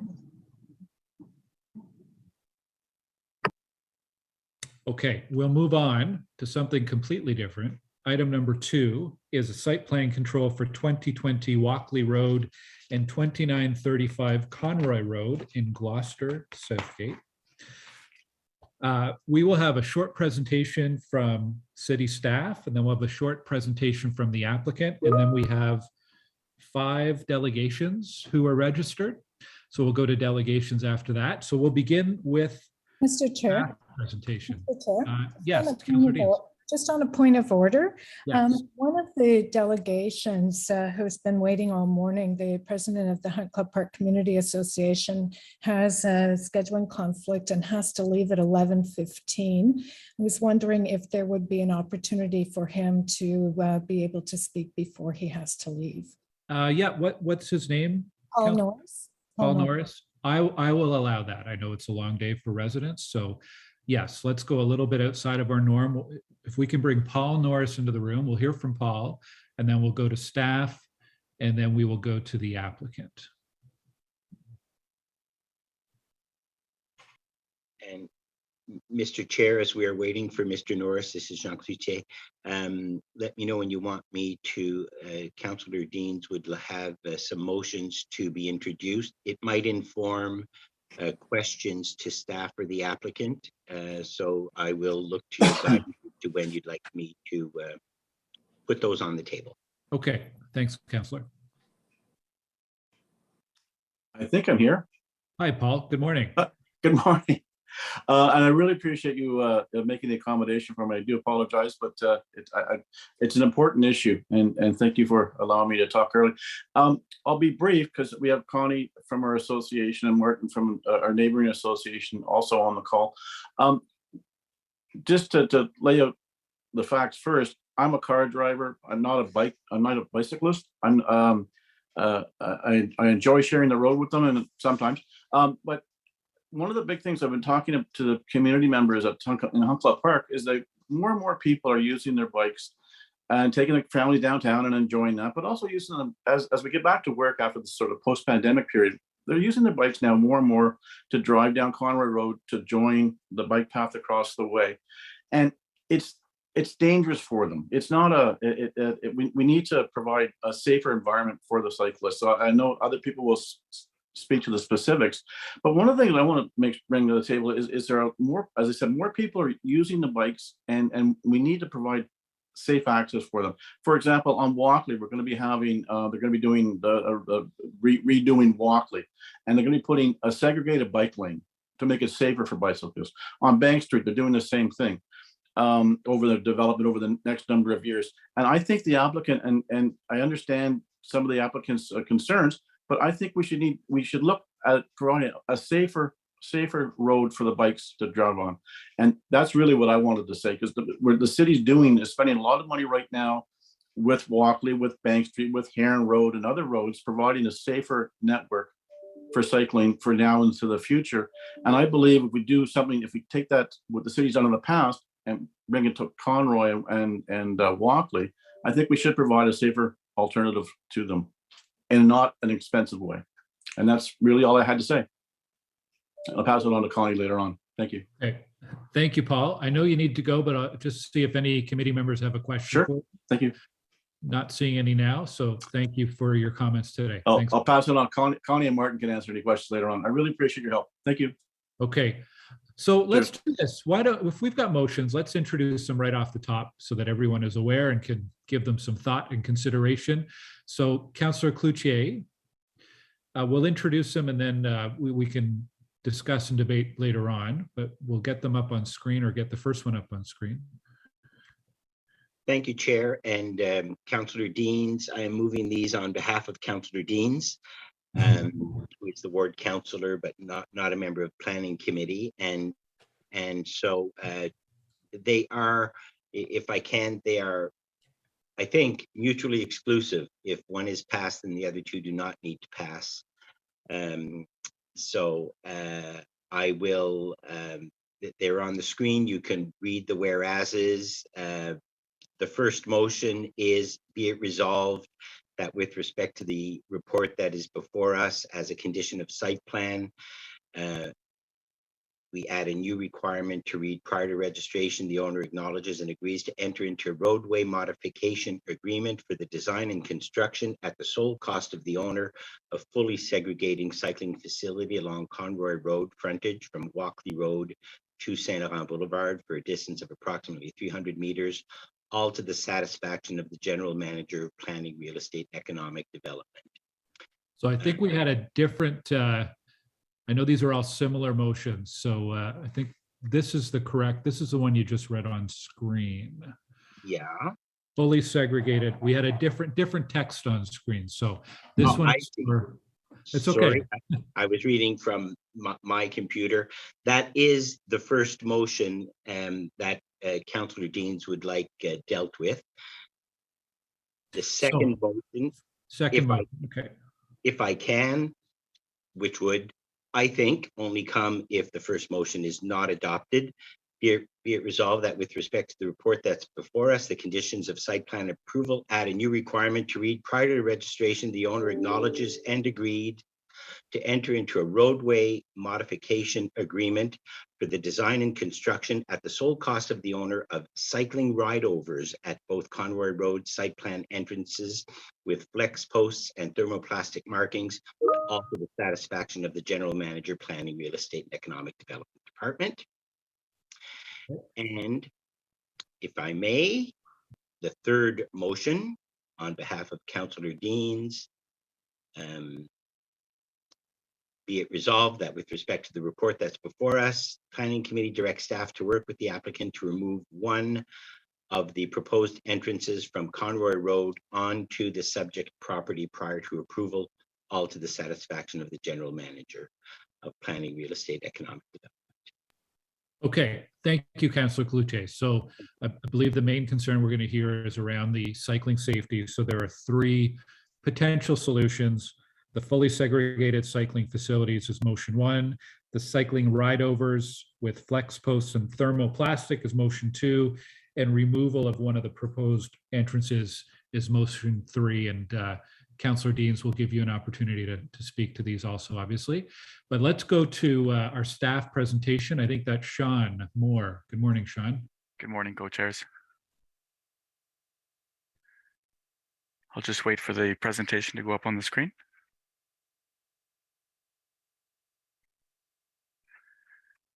Yes, so this is a site plan control application for 2020 Walkley and 2935 Conroy Road. Next slide, please. The site has street frontage on Walkley Road, Conroy Road, and Saint Laurent Boulevard, as shown in the location map. And staff are here before Planning Committee on the basis of a non-concurrence for a site plan control delegated authority report on cycling facility conditions, and staff are seeking endorsement of the site plan and related conditions with delegated authority returning to staff. Currently, the official plan designates the site urban employment. The new OP also has a mixed industrial type of employment designation, and the site is zoned light industrial, permitting warehousing for each building to be up to 10,000 square meters in gross floor area. And we had a zoning bylaw amendment that came before Planning Committee back in November 8th of 2021 to add that warehouse use and cap each individual building at 10,000 square meters. And that went to committee, council, and no appeals were received. Next slide, please. So here's the site plan. The site plan is for the construction of 3 one-story warehouse buildings. As you can see on the slide, there's 2 existing buildings on the property that would ultimately be demolished in the phasing. And each of the buildings, as mentioned before, is under the 10,000 square meter gross floor area cap. In total, there will be about 265 parking spaces and about 49 loading docks. The access, there's 4 different accesses. There's a new right in, right out only onto Walkley, where it used to be it is a full movement. There's an existing right in, right out on Conroy. There'll be a new right in, right out access on Conroy south of the existing one, and a new full turning access on Saint Laurent Boulevard. Next slide, please. So the site fronts onto 2 arterial roads, Conroy and Walkley. Improvements to these arterial roads are generally city responsibility through the development charge bylaw and its background study. Cycling improvements and or road improvements for Conroy Road are not identified in the affordable network in this TC background study. Next slide, please. I think it's important to note that the frontage along the site along Conroy is part of the city's crosstown bikeway as shown in the image. This is Schedule C of the official plan, being the primary urban cycling network. Next slide, please. Just wanted to show the existing cycling facility. There is an on-street cycling facility along the full frontage of Conroy Road as shown in the image. This is looking towards the site. Next slide, please. The Walkley Road, Conroy Road intersection has no specific cycling improvements to connect from Conroy across Walkley to the existing crosstown bikeway, which travels north on the north side of Walkley, westward and northward. And then the bottom right image just shows that that north connection to the cycling facility on the north side of Walkley. Next slide, please. So staff are recommending the developer install thermoplastic markings at the entrances to both the existing and proposed right in, right out on Conroy Road. And these would be similar to the images that I've provided in the slide on Churchill and Laurier. Staff are not seeking off-road cycling facilities or intersection improvements as part of the site plan approval conditions. Next slide, please. So finally, I've put in here just the staff recommendation to endorse the site plan and return delegated authority back to staff. And just in there is the special condition, which requires the applicant to do the thermoplastic bike markings at the 2 entrances. Thank you very much. That is my presentation.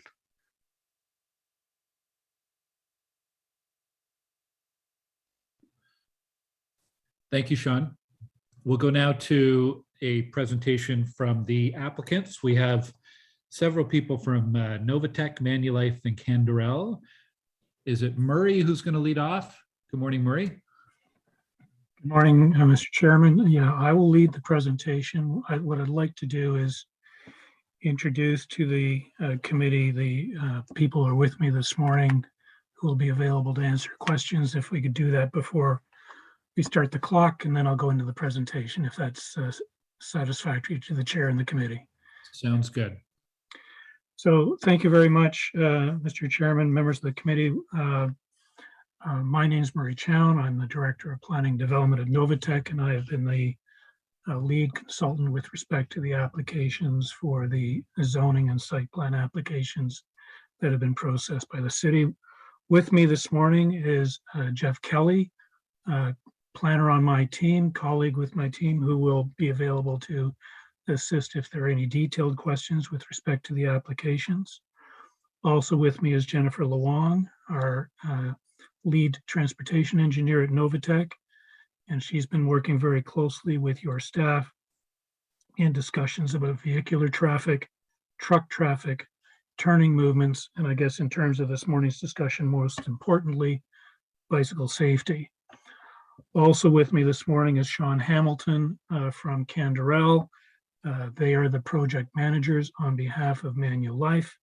And lastly, Stephen Nicoletti from Manulife is also on the call. Both Sean and Steve, or at least one or more of them, are joining remotely, so their connectivity may be difficult, but hopefully they will be able to respond to questions if necessary. With that, Mr. Chairman, I'll get into our presentation. Thank you very much.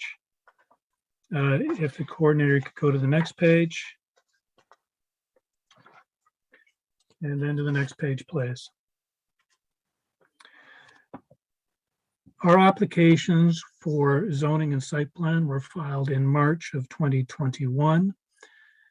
As Mr. Moore just indicated moments ago, the zoning application was approved by Planning Committee and Council late last year with no appeals filed with respect to the zoning. We concurred with the delegated authority report for the site plan application on March the 22nd of this year, more than 2.5 months ago. Over the last 2.5 months, we have been trying to reach an agreement with the ward councillor in order for her to be able to provide her concurrence with respect to the delegated authority report. We have failed to be able to do that, which is why we are here before Planning Committee this morning. The only reason we're here this morning is because we have not been able to reach an agreement with the councillor with respect to how to deal with concerns related to bicycle safety. The only reason we're here this morning is because in our conversations with the councillor, she has insisted that our clients construct a cycle track along the entire frontage of Conroy Road. And with respect, that is a request that our clients find to be unreasonable. I'll speak directly to the 3 motions that have been tabled on behalf of the councillor by Councillor Cloutier this morning. I was only made, or we were only made aware of these motions a couple of hours ago, but I will speak to each of them in order. The first motion would require our clients to construct a segregated cycle track along the entire Conroy Road frontage of the property. I would note initially that the cost of such a facility is north of $700,000, and that incurring that cost or imposing that cost on this project is simply inappropriately. Secondly, as alluded to in Mr. Moore's presentation to you, Cycle tracks and road improvements are seen as citywide benefits and are normally funded through development charges. Projects are identified in city documents or identified in the development charge background report. In this case, there is no reference to a cycle track on Conroy Road in any city documents. It is not referenced in the background report for the development charges bylaw. It is not identified in the 2031 Affordable Cycling Network. There's nothing anywhere to suggest that a cycle track, a segregated cycle track, is an appropriate facility or a required facility on Conroy Road, and to ask for it through a site plan application when it has no status in the city, we believe is unreasonable and inappropriate. The second motion speaks to ride-overs, flex posts, and the thermal treatment. This is an option which we have discussed in a number of meetings with the councillor, and it was never indicated to us that that was an option that was acceptable to the councillor. We're disappointed that it's now being flagged as an option when we were prepared to have that discussion previously, but it was not considered acceptable. At this point in the process, we've incurred significant costs as a result of the delay and have difficulty with that option as well. The last motion dealing with removal of the second access to Conroy, as you can see from the site plan, this site simply will not work if we eliminate one of the entrances to Conroy. And so that motion for us would be, quite frankly, fatal to the project. So with respect, as the time ticks down here, we would ask that the committee turn down all three motions that have been tabled on behalf of the councillor. We would ask the committee to approve the recommendations from staff to firstly endorse the site plan application and the conditions attached to the report and return delegated authority to staff. We obviously look forward to any questions you may have with respect to this presentation and our comments. Thank you very much.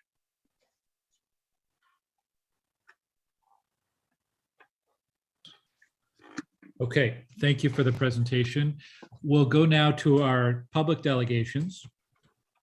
First up. Mr. Chair, just on another point of order, sorry to be difficult this morning, but I'm wondering if, while we're hearing from the public delegations, if the committee would be in agreement with requesting the presence this morning at the committee of Zlatko Krustalik, who is the city's active transportation staff.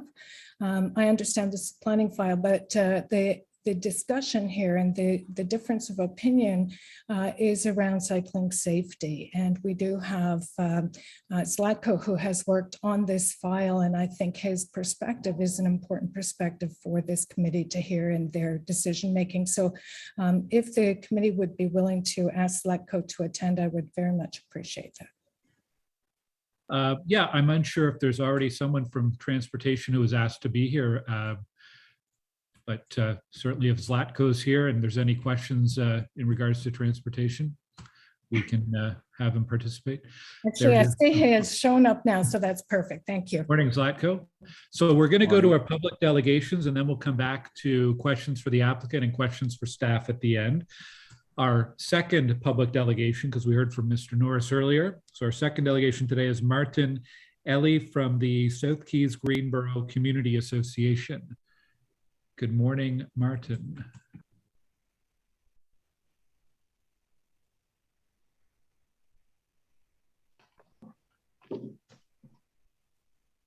Good morning. I wasn't sure if I could control my, yes, okay. I got my video now, okay. Thank you for the opportunity to speak this morning. I think most of my comments will complement the motions that have been tabled by Councillor Deans. Not because I was coerced, but just so I think we're on the same page here. I represent South Keys Greenboro as the president of the Community Association. Many of our residents commute from a northerly direction into this area. along with an increasing number of residents from developments to the south, including Finley Creek. So it's a major artery up into the city, which is in itself already creating concern. So the addition of large truck traffic in this area is the primary concern, particularly with respect to cyclists.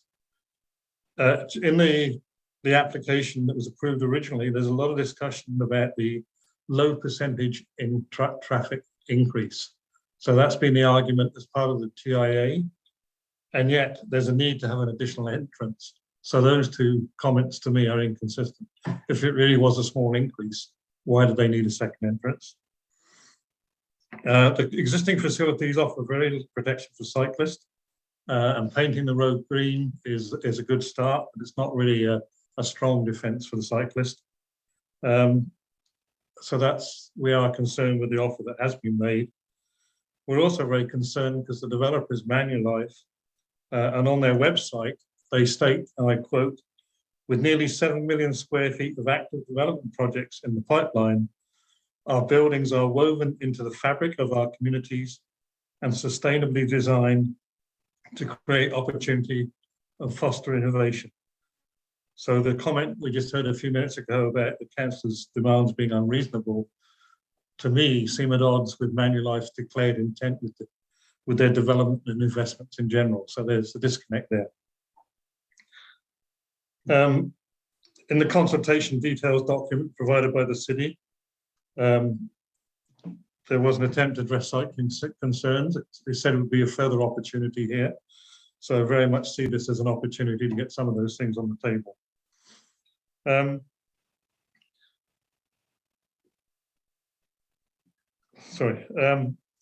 The plan, they talk about a need for a second entrance. In fact, if you look at the plan, the first phase of development is going to be supported by the entrance on Saint Laurent. Phase 2, which is the middle building, is going to be supported by the new entrance. But in fact, if that centre building was oriented the other way around to the north, it would be adequately serviced by the one entrance that already exists. So the arguments that they need another entrance for a small increase in trucks could be accommodated with just one entrance if they change the design to align the second and third to use the top exit. So I think there are solutions there if there's a willingness to explore them. If in fact the committee is not prepared to adopt any of the motions, then I would also like to refer to the conveyance that's part of the agreement. The developer is conveying land to the city for development road widening at Conroy and Walkley. And my suggestion would be the last ditch effort would be for the planning committee to require the city to use that land for a segregated bike lane if we can't get it any other way. So there is an opportunity to build that into this, I believe. I also want to draw attention to the city's declared intentions to encourage active transportation. I believe this is an opportunity for the planning committee to be proactive and look at the opportunity to include in this development why it's being built, which has to be the most cost-effective way of doing it, not after the fact. Those are all the comments I have. I don't know if there's any questions for me. Thank you. Thank you, Martin. Any questions from committee members? Okay, I'm seeing none. Thanks for joining us today, Martin. Thank you. We'll move on to our next speaker, Janet Mark Wallace. Good morning, Janet. Good morning, and thank you very much for the opportunity to address the committee on this topic. As you're no doubt aware, Conroy is one of the few places east of Bank Street to get across the rail line going north-south. It joins up to the bike path that runs through the allotment gardens to the General Hospital, and bicycle commuters often go on from there to Herdman and all the way downtown along the Rideau River. Adding extra truck traffic on Conroy without providing a separated cycle track on the east side and without adding bicycle infrastructure at the intersection will make an already unwelcoming intersection even more hostile, particularly for children, the elderly, and beginner cyclists. The Greenboro and Alta Vista communities cross Walkley and take Conroy for the purposes of schooling, employment, and recreation. And the city's new official plan aims to better accommodate cyclists and pedestrians of all ages and abilities as part of preparing for a carbon-constrained future. Making way for truck traffic at the expense of cyclists at this crucial intersection risks undoing all of the stated goals of the official plan. I strongly urge the planning committee to take cyclist needs seriously at this intersection, all the more so in that there's no alternative route to take. And I'll just add, my understanding of the official plan is that a road like Walkley is meant to develop in the near future into an urban street, accommodating trees, bike lanes, transit, and street-facing retail. Single-story warehouses with 265-car parking lot serving large truck traffic sounds like the reverse of what I had understood to be the future of Walkley. If the applicant cannot even accommodate a bike lane along Conroy, I would suggest that it withdraw its application, which doesn't sound in keeping with the future of Walkley. Thank you. Thank you, Connie. Any questions from the committee for Connie? Okay, thanks for your presentation today, Connie. We'll go to our next speaker, Laura. I'm a little late. I apologize. Can I ask a question of Connie, if that's okay? Yes, go ahead. Connie, It's actually Janet. Yeah, sorry, my name's Janet. Oh, I'm sorry. I've jumped ahead on my list. Janet. So Councilor Menard has a question for Janet Mark Wallace. Okay, great. Thanks very much, Chair. Thank you, Janet, for the presentation. I wanted to go back to when the original zoning bylaw amendment was approved to permit a warehouse here for the site. I recall a lot of concern about cycling safety when that was done. Is this kind of the primary concern you're trying to bring out, is that there's been a change in number of large trucks and vehicles here, and that, or will be, and that this is the primary reason why you're seeking this change? Or is it been a longstanding issue prior to the change in zoning bylaw amendment for that warehouse that's coming? Sorry, can you give me the nucleus of the question there? That was kind of long. Yeah, so the nucleus of the And your internet question is which amendment for that. Okay. Can you hear me okay? I can't hear you. Yeah, sorry. You just broke up there, Councilor Menard, but one more time, give it. Oh, he's gone off the screen. We'll just give it here 1 second. Let's try something. 1 second. Okay. Can you hear me okay? Is that better or no? I think that's better. Is that better? Okay. See how this goes. So I just trying to get to the crux of the issue for you around the zoning bylaw amendment that was changed around warehousing in this area. And is that the primary concern you're raising? Has this been an issue, longstanding issue that you're worried is going to be exacerbated by the warehouse and the trucks? Or is this something that just has been needed all along? Yeah, no, I'm concerned about not just about the bike path, but the whole, the presence of single-story warehouses along Walkley. My understanding is that Walkley was supposed to be developing in the opposite direction, that it was supposed to be urbanizing. It was supposed to be housing smaller lots that faced the street, that supported local businesses and encouraged a mix of uses along Walkley. So yeah, I don't go far back on this issue the way some people on this call do, but yeah, I'm not quite understanding why an important central intersection like Conroy and Walkley is even going to house these type of warehouses. It doesn't seem in keeping with what I understood from reading the official plan. Okay, thank you very much. Thanks, Chair. Okay. Thank you, Councilor Menard, and thank you, Janet, for your presentation today. Now we'll move to Connie Ford. Good morning, Connie.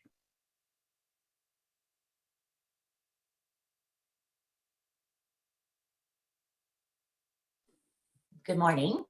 Thank you for having me. Yes, I'm going to speak in support of a cycle track, a dedicated cycle track. And the reason is it would allow us to more safely and easily transition from the multi-use path that is currently following Conroy Road at Samara to get onto the existing cycle path that's at the intersections of Conroy and Walkley that go north of Walkley. Currently, and today, and this might answer Sean's question a bit that he had for Janet, is that it's already quite busy at that intersection. So what people tend to do is sometimes travel on the sidewalk, but then you have conflicts with pedestrians. And so I know personally, I just avoid the intersection and don't use that way of getting onto the existing bike path on Walkley. I tend to detour around it and go through parking lots and Tim Horton driveways and so forth. So I think in terms of safety, because we've got a 4-lane highway, and as well, we're entering into a 4-lane highway, that it would help with the safety of cycling on that pathway. It would also allow us to transition and not use the Conroy intersection to transition to the pathway, because we could do it at Saint Laurent with the dedicated intersection. And that would make it a less busy intersection to do so because of the 2 turning lanes that we have. So really, I'm just speaking from a personal standpoint for cycling around that area that I today avoid it. I think it's going to become even more so an intersection to avoid because there's going to be more in and out traffic and bigger trucks. And you feel vulnerable not being able to know what the traffic is coming behind you. So that's what I had to speak to today. Thank you, Connie. Are there any questions for Connie? Okay, I'm seeing none. Thank you for your presentation today, Connie. We'll go to our next speaker. Our final delegation is Laura Gauthier. Good morning, Laura.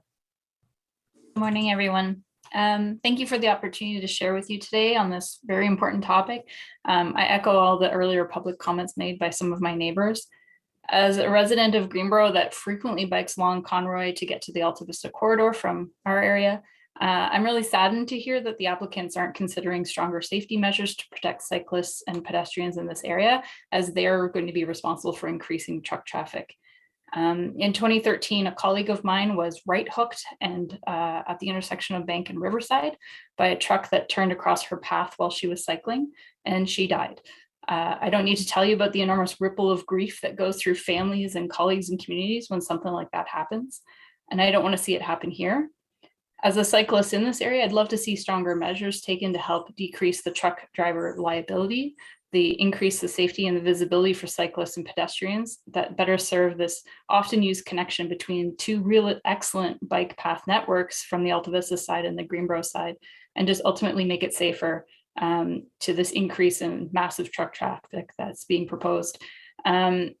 Earlier, the applicant mentioned the cost that they would have to undertake, and I would just like them to maybe think about how much it would cost them if a cyclist or a pedestrian was struck or if killed. Perhaps if they don't want to impose the truck traffic without helping to make it safer, being sandwiched between these 2 major cycling pathways, maybe their business is better suited to go to a different area that's more of a business park with less pedestrian and cycling traffic. They also raised the fact that a cycle track doesn't appear in the city's plans, but I'd like to point out that the other thing that doesn't appear in those plans is the massive increase of truck traffic with an additional entrance added. Things have really changed, obviously, with this proposal, and it's very different than the businesses that are currently at this location, especially by adding another entrance, but especially the truck traffic that's associated with their business. I'd like to thank the applicant for wanting to be part of our community, but I hope that they'll endeavor to make it safer for everyone who has been and continues to use it, and make some changes to their application, please. Thank you, Laura. There's a question from Councillor Menard. Thank you very much, Chair, and thank you for the presentation, Laura. And I'll do this. There we go. I'm sorry. I apologize. I just need to keep these in here. So hopefully that's better.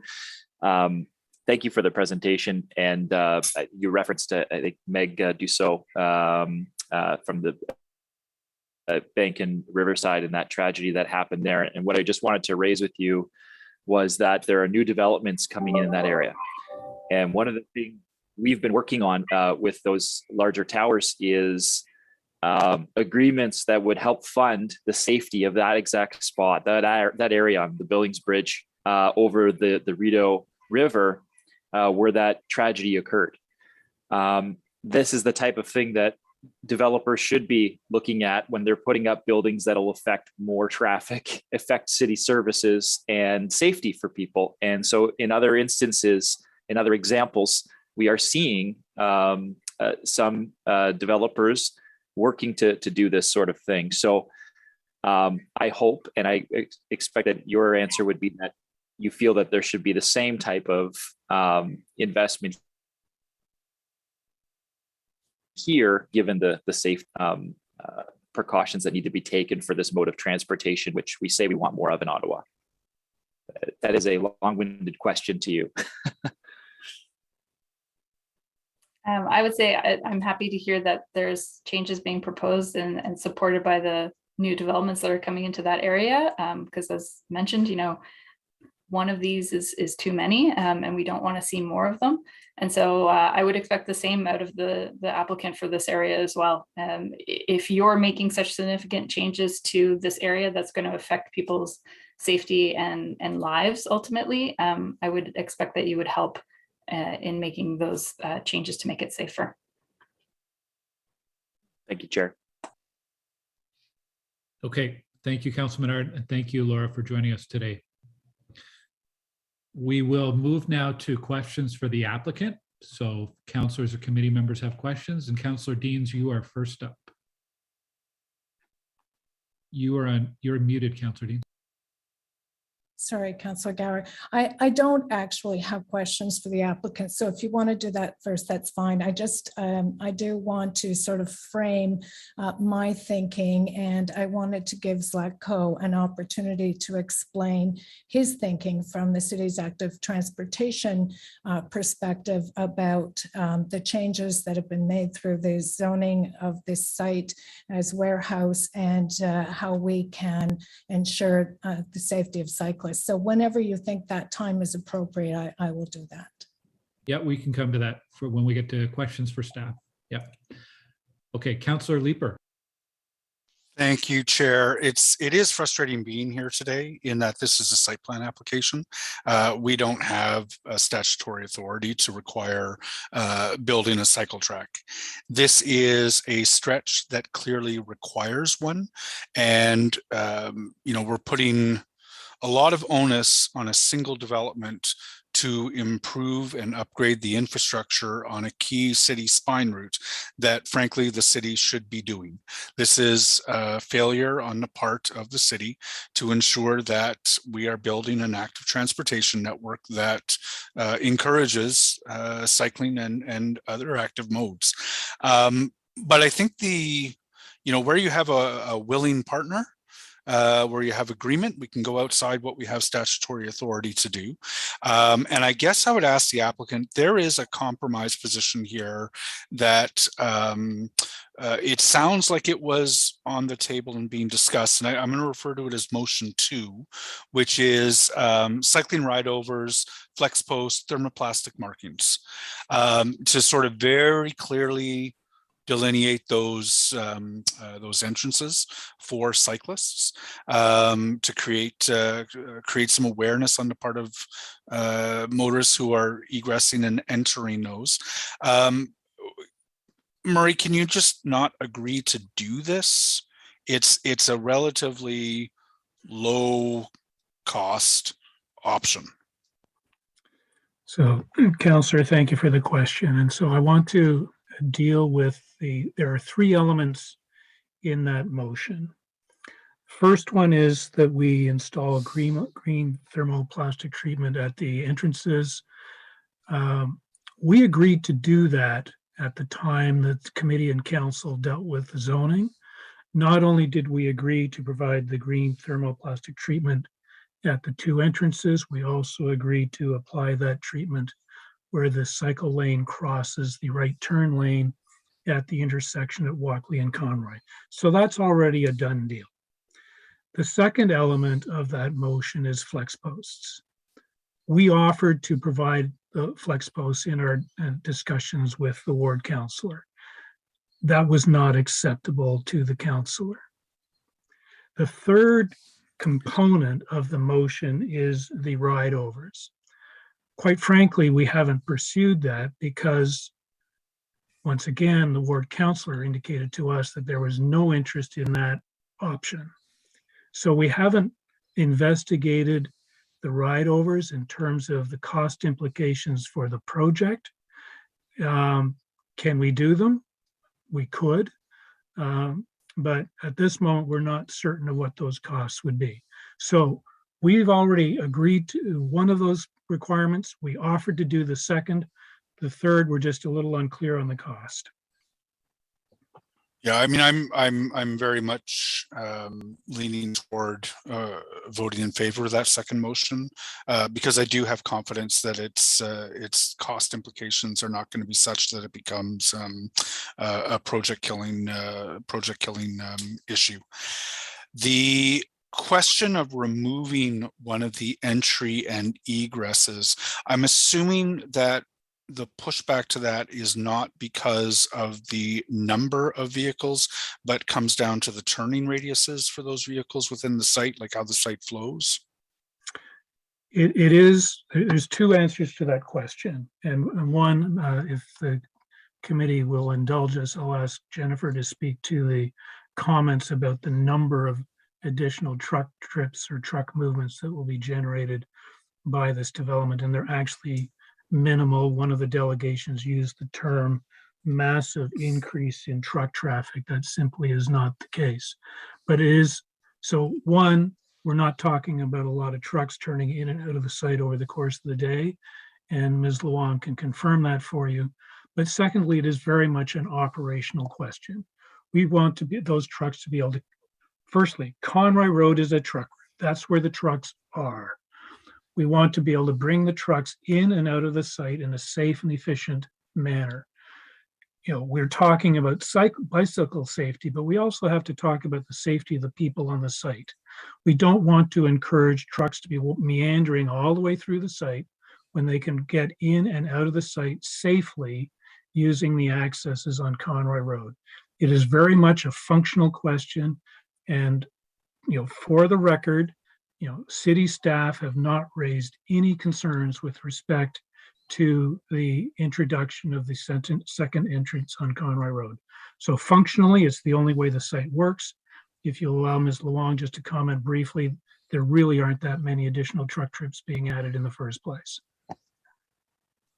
Yes, in the traffic study that was prepared, we had identified overall all trips for the development are in the order of 45 vehicles an hour, which is a big reduction compared to the existing uses on site. But the truck component itself of that 45 trips, we had identified that during the AM and PM peaks when traffic is the busiest on the roads, it's likely to be in the order of 5 to 10 trucks per hour.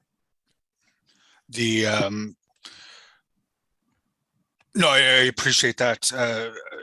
I still think, you know, anytime you have an entry and an egress, it creates a potential conflict. Just as somebody who is probably one of Ottawa's biggest users of the Laurier bike lanes, every single one of those garages is a potential conflict every morning, every afternoon when I'm going by. But I also do understand that it would create some significant safety issues within the site if you have trucks trying to maneuver around each other.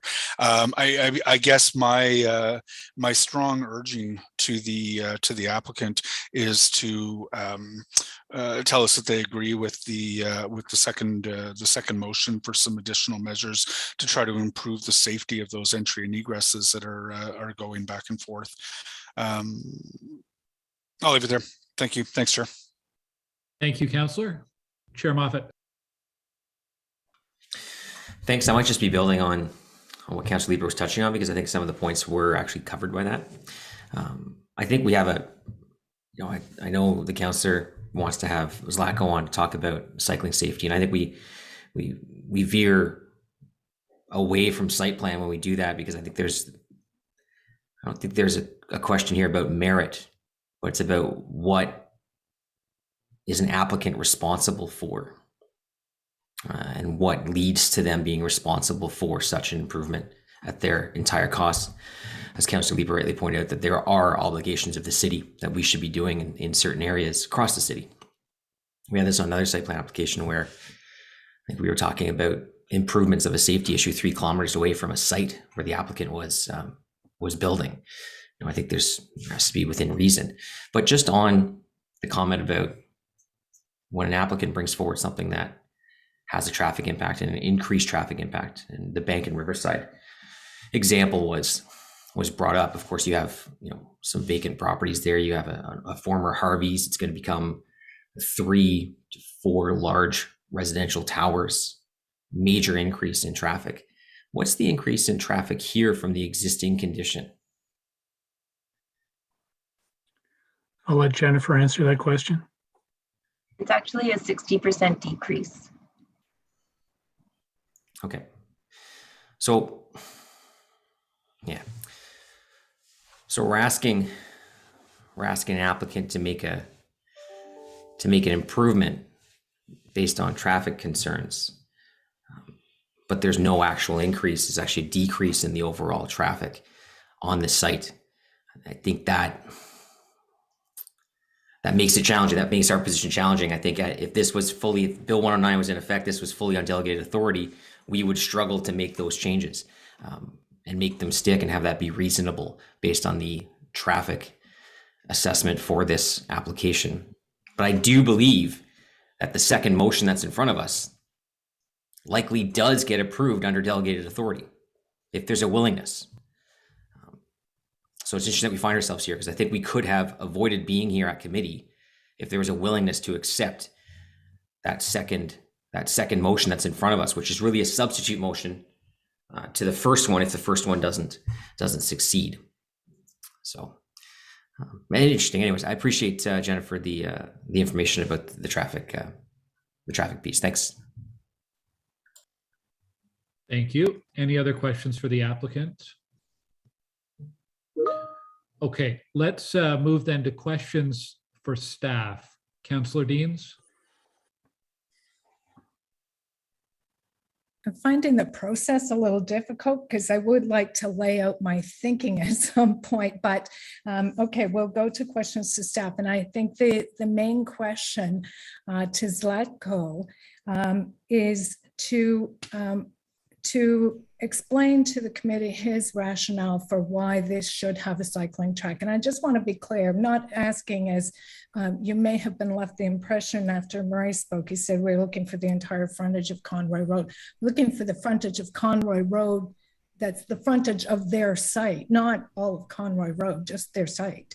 And that's between Walkley and Saint Laurent Boulevard.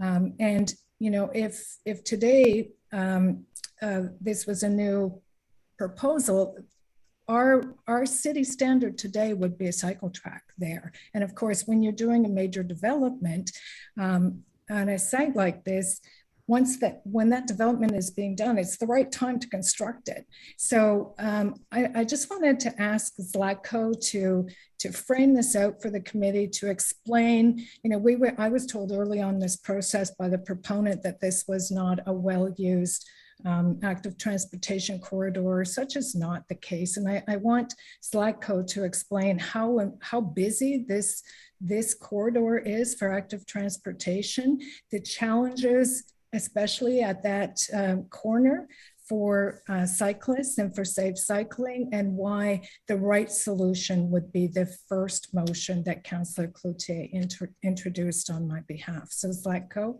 over to you. Thank you. To the chair, I'd like to just focus my comments on what the current cycling plan indicates and what some of the design guidance is.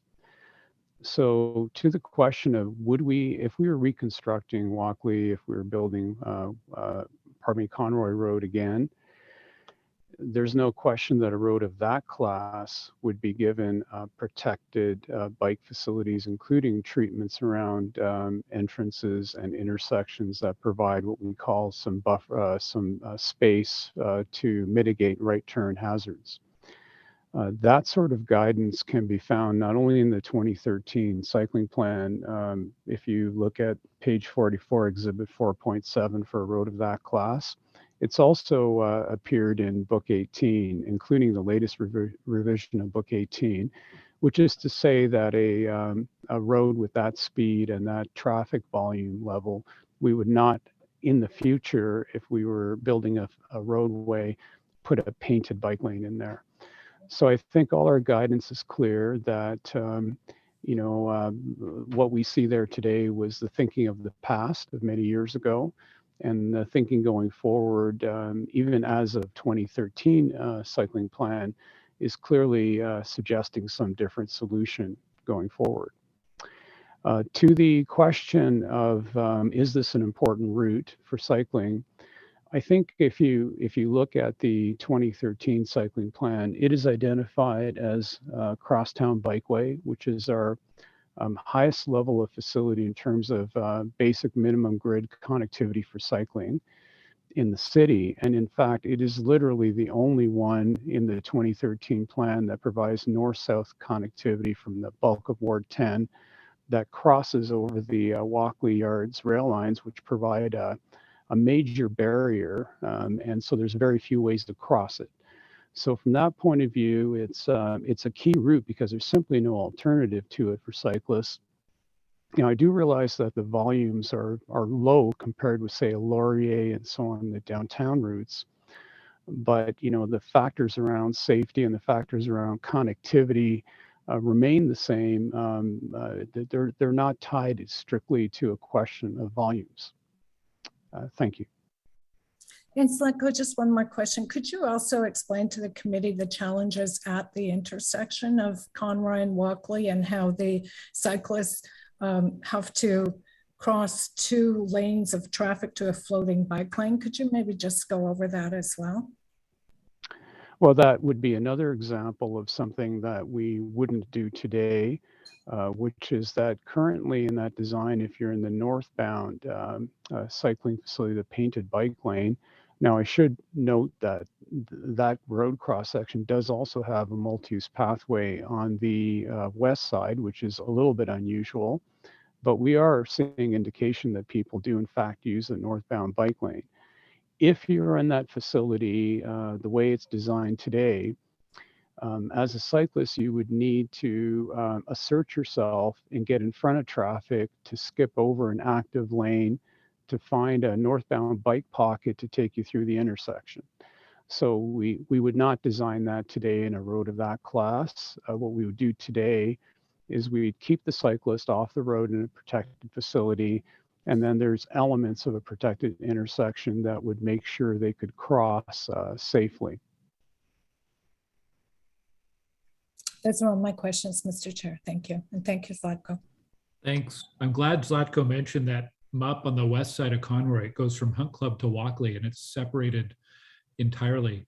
Doesn't have a center line down, and it maybe is not quite as wide as some of the current ones, but there is a good alternative on the west side for cyclists as well. Councillor Moffat, Chair Moffat.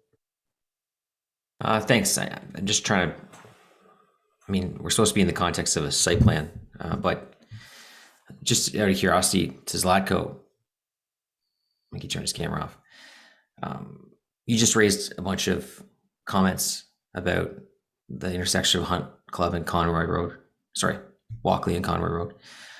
What plans does the city have to address those that you've just identified? There are no current plans. Normally, what we would do is take advantage of any road reconstruction. There's many projects that will affect the fabric of a roadway and the intersection, and so whenever those come up, we would review what's there now and update it to the latest standard. And there are many examples of that across the city. Now, if you look at the active transportation budget itself, it cannot cover all these cases of the historical intersections that are not designed the way that the more recent design standards would call for. So this would be one of those examples. So do you think it's reasonable that we request all of these improvements from an applicant that creates a net reduction in traffic in the intersection? Well, Councillor, I would prefer to defer that question to my other colleagues who are more familiar with the dynamics of, the planning review process. Okay, thanks. Councillor Lee. Forgive me, this might have been for the applicant, but I'll ask the city staff instead. In terms of the modifications that will be done to the roadway, I'm assuming the roadway is not going to be touched in the course of constructing this building. Obviously, a new egress will be built, so that's going to be fresh asphalt and can be constructed with a ride over relatively inexpensively. Is the existing entry egress going to be modified at all?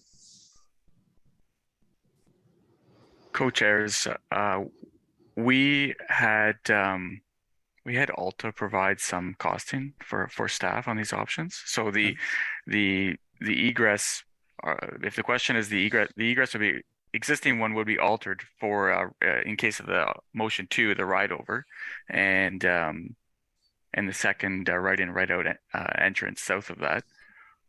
So yes, that's what motion 2 would require. It would require the existing egress to be altered, but under the current site plan proposal, it's not proposed to be altered. Okay, so that's an incremental cost, and obviously the other is a brand new one. So I have to assume that the cost of building it one way or the other to accommodate ride over is going to be relatively minimal. Co-chairs, yeah, less than obviously the cycle track off road. So we're looking in the ballpark of $70,000 to $80,000 for 2 ride overs, compared to above $300,000 for a 300-meter cycle track with no signal work. Yeah. And Zlatko, can I just ask, since we're in this realm, like we're well beyond what the statutory authority of the site plan process provides, what is our opportunity to take a look at Conroy? Because I'm hearing from the cyclists, and I'm coming to grips with the importance of this intersection. I guess I'm surprised that we don't yet have plans to modify it. When is our opportunity to create plans for Conroy and for the intersection? The big opportunity that's coming up in the short term is we are taking the active transportation plan project list for 2024 to 2046 to committee and council in Q1 of next year. There's been extensive consultation on it up to this point. That particular project, or the potential of a project along Walkley to upgrade either the corridor or on Conroy for either the corridor or the intersection with Walkley, was not currently on there as a project. And so whilst we still have a limit on the total envelope of funding that we're considering for the projects, and that, by the way, would be subject to council review after in the years to come before the TMP is fully approved. But all to say that that could be a comment that goes back to us to review the mix of projects in the package for the 2024 plan. All right, thank you. Okay, are there any other questions for staff? Councillor Deans, did you want to speak on the motions, and I guess bring us up to speed on the motions, and if you wanted to make any other general comments. Yeah, thank you very much, Councillor Gower. And thanks to the committee for hearing this site plan issue today. I know that it's a dilemma. because the city bylaws have not kept pace with the city's views in terms of active transportation and the priority that should be given to active transportation going forward. And, you know, where our DC bylaw was established in 2013 and didn't include this. And so that is the impediment to actually requiring now the cycle track, which is the city's current standard. So it's a real dilemma that we're facing on issues such as this. When the applicant came forward last fall with the rezoning application, you will recall that there was strenuous objection from the community. They felt that Conroy Road is a very important transportation corridor for commuters of all types, road users, as well as cyclists and pedestrians, and that allowing more truck traffic at that busy intersection of Conroy and Walkley would create unsafe situations. But of course, those were site plan issues. So the notion was to pass the zoning approval and address the very real safety concerns of the community through the site plan process. So here we are today. And as Murray correctly pointed out, we have had discussions about what that would look like. And there is no doubt in my conversations with city staff that the correct solution is a cycle track. This is, Conroy Road is considered, as I understand it, sort of part of this super highway in Ottawa for cyclists, and that the conflicts are very real and will be exacerbated by the introduction of truck traffic at that busy intersection. And, you know, we heard from the proponent today that there's actually a net reduction expected in traffic on this site. But what you didn't hear from the proponent is the traffic right now, primarily from that site, is from the city's social services building. It's people that come in to work and go out in their cars, and their primary access point is on Walkley, not on Conroy. So what we're doing is perhaps taking some traffic off Walkley Road, car traffic, and adding truck traffic at the very busy intersection of Conroy and Walkley, where cyclists are using that road as commuters to go downtown. And that is the dilemma. There is no doubt that today the city would require a cycle track if we were building that road. And it is the right solution. It's the right safety solution. When we looked at all of the solutions, the actual correct solution would be a cycle track along the frontage of that property with signal work at the intersection so that pedestrians or cyclists would no longer have to cross 2 lanes of traffic at that busy intersection to a floating bike lane to go around the corner. I mean, it is very dangerous. I personally, as a pretty novel cyclist, would not even attempt that at that intersection. But the city provided costing on all of these options. That cost was $715,000. I recognize that that was probably excessive to ask the proponent to cover, and so we didn't go with that. But the costs for the cycle tracks, which are the correct solution, the costing range was $290,000 to $325,000, something that I think is affordable and reasonable given the size of the development at that busy corner. The ride-overs, and there was some willingness to do the ride-overs, were costed at between $70,000 and $80,000. I did not feel that I could accept that as the right solution for the community because it's not the best solution. I mean, part of it is flex days. We all know those are seasonal. This is not just a seasonal area. So of course, to Councillor Leeper's very good point, this is better than nothing, but it is not the correct solution for this busy intersection. But what you do have, members of committee, is the opportunity to recognize, sorry my dad.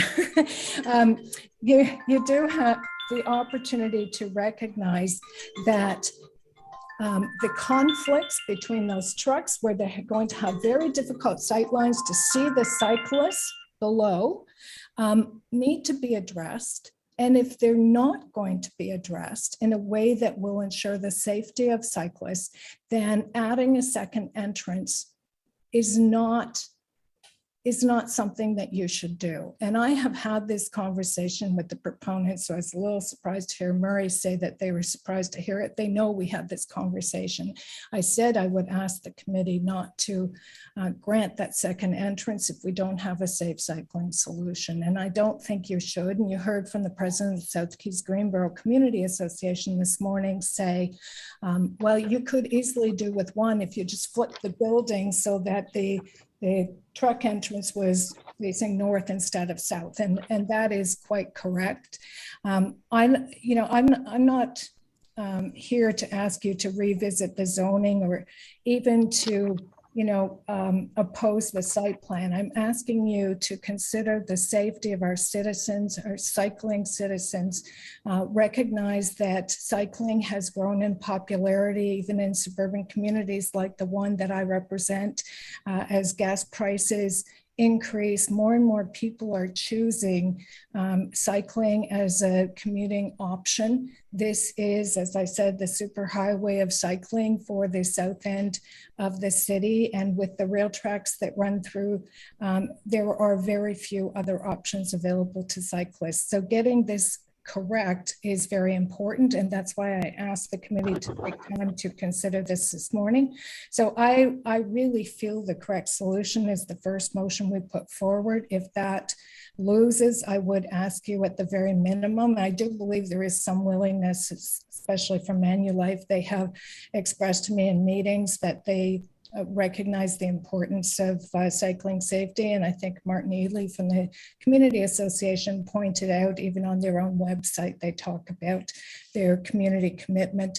I don't think that's the ultimate solution. It's better than no solution. And if neither of those were to pass, then I would ask you to not approve the second entrance onto Conroy Road.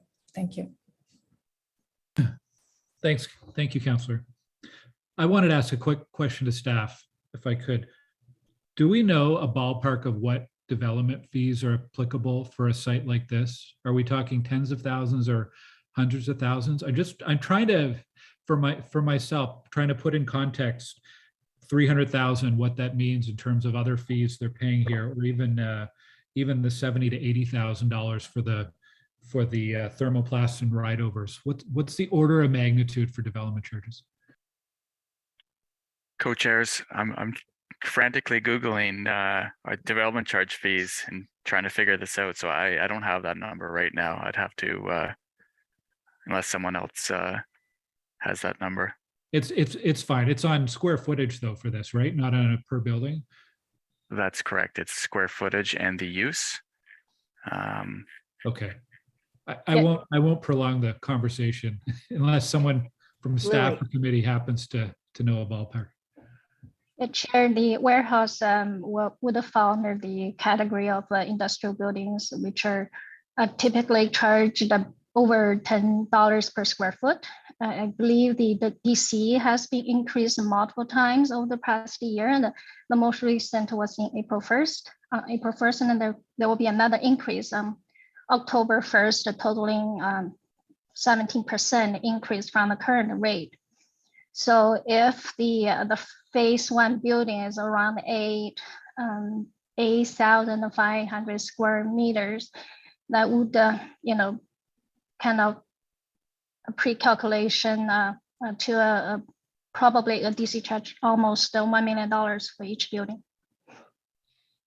Okay, thank you. So even the ride-over solution is a fairly significant above and beyond contribution to what we would normally require for development charges, which do indirectly fund city infrastructure projects that would include cycling as well, although not in this immediate location directly. Okay, well, let's go through the motions then. Motion number 1 from Councillor Deans, which was introduced by Councillor Cloutier. If we can bring that up on the screen. Can we do yays and nays on this motion, please? Make sure we have the right one, actually. This is the 300 meters. Yes, this is the correct one. So can we do yays and nays, please, Kelly? Yep. Councillor Brockington.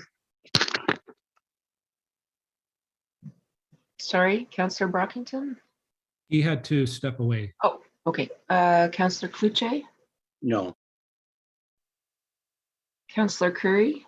No. Councillor Dudas?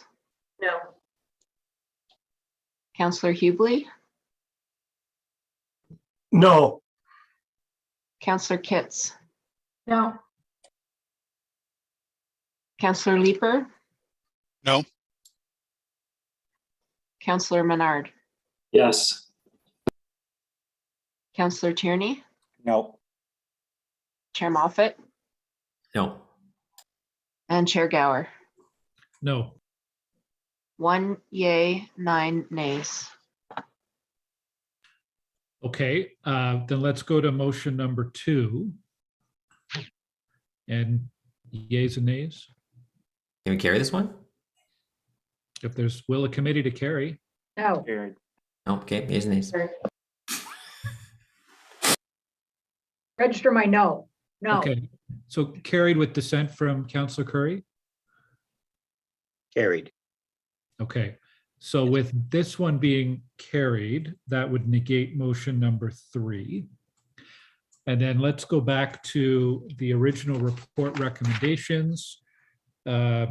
Endorse the site plan and return delegated authority to staff.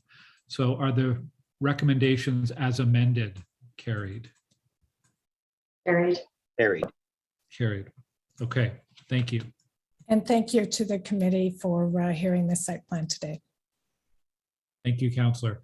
We have one more item on the agenda, which is the 70 Richmond and 376 Island Park Drive. Let's take a 5-minute break so everyone can get ready for this next item. 5 minutes, so we'll come back at 12:25. Chair, I have another meeting I have to, so I apologize. I need to go to that.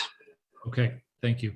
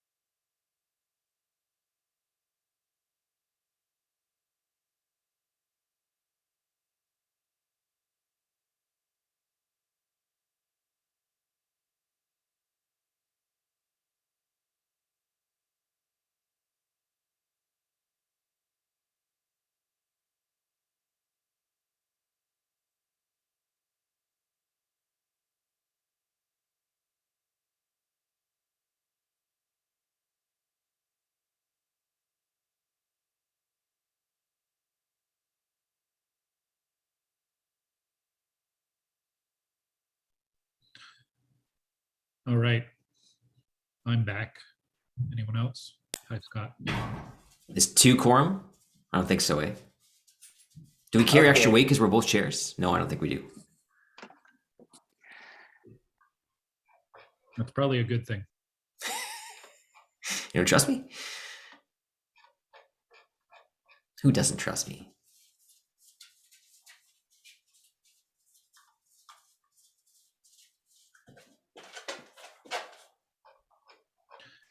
All right. Well, I see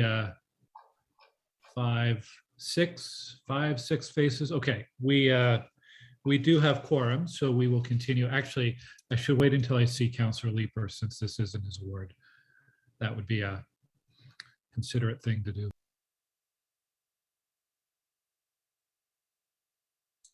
And I'm grateful for the consideration.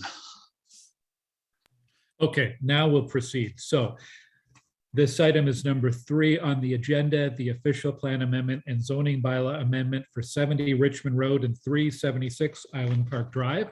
We'll start with a short staff presentation and then a presentation from the applicant, also hopefully short. And then we have 4 public delegations registered. So JC Renault is here from planning, and we'll get your slides up on screen and you can begin when you're ready. Thank you, Chair. Good afternoon, everybody. I can just go ahead and start with slide 2, please. So the property in question, sorry, let's just get adjusted here. Property in question is located at the southwest intersection of Richmond Road and Island Park Drive within the Westboro neighborhood. Next slide, please. Just a close-up view of the 2 properties, one fronting on Richmond and the other fronting on Island Park Drive. Next slide, please. And this is an overhead shot, bird's eye view of the location, the identified blue star to the right of your screen, as well as the surrounding context. Next slide, please. A few views from Richmond Road, the top view of the property looking west on Richmond, and the bottom is looking east on Richmond Road towards Wellington Street West. Next slide. These views are from Island Park Drive, the top being looking south and the bottom looking north towards the Richmond Road intersection. Next slide. The current zoning on the property, the 70 Richmond Road property is zone TM 83 with a height limit of 15 meters, and the Island Park Drive property is zoned R1 MM exception 2501. So the traditional Main Street zone, like I said, currently permits heights up to 15 meters, and exception 83 permits additional automobile related uses such as a gas bar and an auto dealership. The R1 zone mainly permits detached dwellings, and its exception 2501 establishes a minimum lot area, minimum rear yard setback, and minimum front yard setback from properties that are fronting on Island Park Drive. Next slide.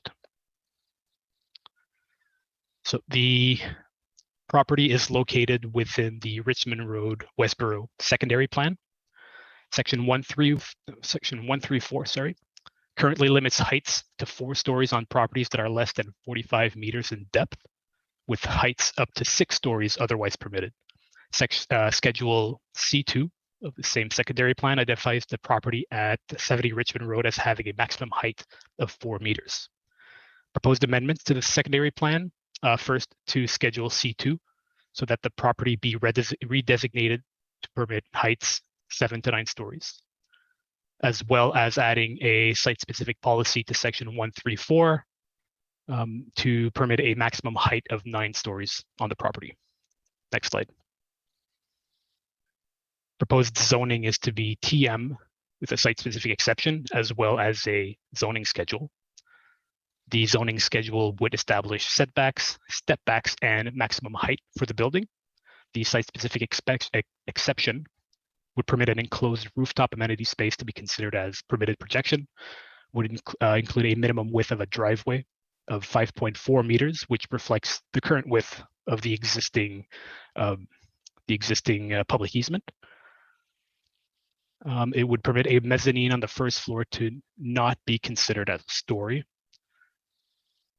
And the next two are included in order to protect the residential neighborhood to the south. So no commercial unit, or sorry, commercial units would only be permitted within the first 31 meters of the property, starting at Richmond Road. And no commercial units would be permitted to have an active entrance facing Island Park Drive. And the last thing would be section 197.13 does not apply. And that section is, it just relates to the provisions of active entrances being towards the main street. In this case, residential units would face Island Park Drive. Next slide, please. So just a brief overview of, or just a view of the proposed site plan. The different shades of gray highlight the different stories and show transition towards Richmond Road, towards Island Park Drive, but more importantly, towards the neighborhood to the south. Next slide, please. So a heritage permit has been submitted to alter the former Champlain Oil Company service station. The alterations include the on-site relocation and rehabilitation of the services, of the service station, sorry, and its integration into the proposed building. Heritage staff are of the opinion that the design and proposed development is compatible with the service station and that the relocation of the building will maintain the resource's cultural heritage value. Consultation with the Built Heritage Subcommittee has taken place on May 10th, 2022. Next slide. In accordance with the council approved guidelines and discussions with the ward councillor, benefits have been or will be secured in a Section 37 agreement and consist of a cash contribution of $750,000 towards improvement to the Island Park Drive and Richmond Road intersection, as well as a cash contribution of just under $195,000 to be put into the Ward 15 ward specific affordable housing fund. Next slide, please, and just a brief policy overview. So the proposal is consistent with official plan policies, both in the current and the new official plan. It is also consistent with the Richmond Road Westboro secondary plan policies, consistent with the urban design guidelines for transit-oriented development, and the proposed zoning bylaw supports the intent of the zoning bylaw. Thank you. That is all. Thank you, JC. And I know we have a technical amendment that we'll introduce a little later on as well. We will go now to the applicants for a presentation. We have representatives from FOTEN, from Trinity Group, and from Hoban Architecture. I have Paul Black as the first name on my list. Paul, are you leading the presentation today? Yes, I will be, Chair. Okay. Yes, so I'll just, when the presentation is coming up, I'll just introduce our team. We do have Rob Wells from Trinity Group, who are the developers on this site, as well as Réal Labelle and I believe Barry Hoban from Hoban Architecture, who are the architects for the project. Yeah, so thank you and good afternoon. If we can jump to the next slide. Thanks to staff for the detailed presentation. I don't think I need to recap the applications that we're here about today, so we can actually just jump to the next slide. The context provided by by Mr. Renault was helpful. The only thing I want to point out, and Google Images Street View and aerial hasn't quite caught up yet, but the Mizrahi development is on the northeast corner of the Richmond Road Island Park or Wellington Street West intersection, just on the east side of Rockhurst Road. And that is a 12-story condominium building under construction. Currently, it's topped out at 12 stories now, I believe, but it's not shown in the Street View images, but does provide some context for the intersection. Next slide, please.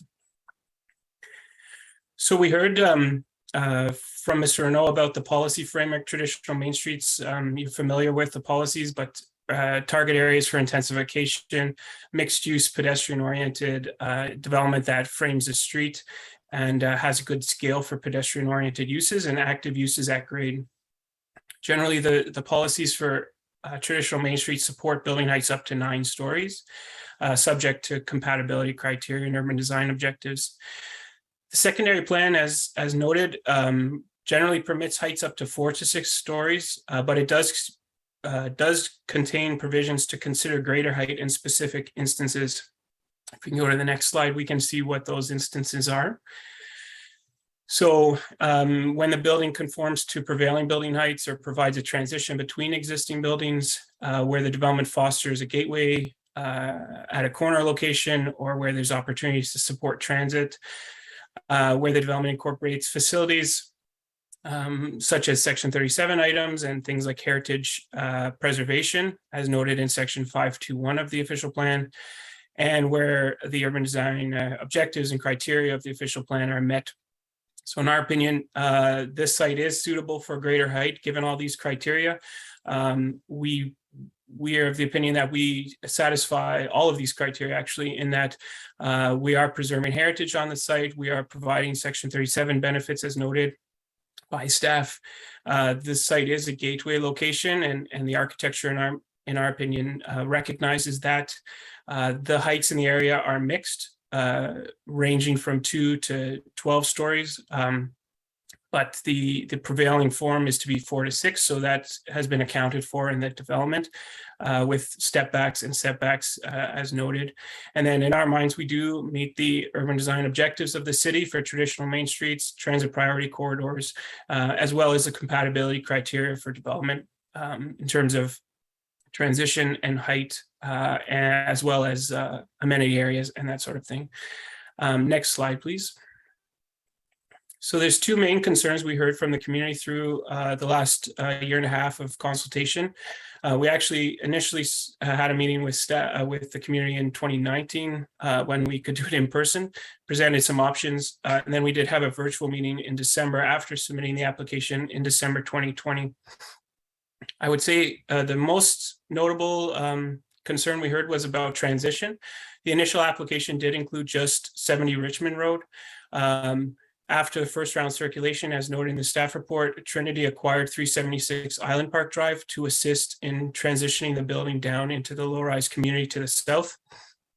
That's being done through a variety of means noted in the official plan, including ground-oriented units, variation of building heights, setbacks, and step-backs in the building, as you can see, resulting in a highly articulated south facade, as well as on the east and north sides as well.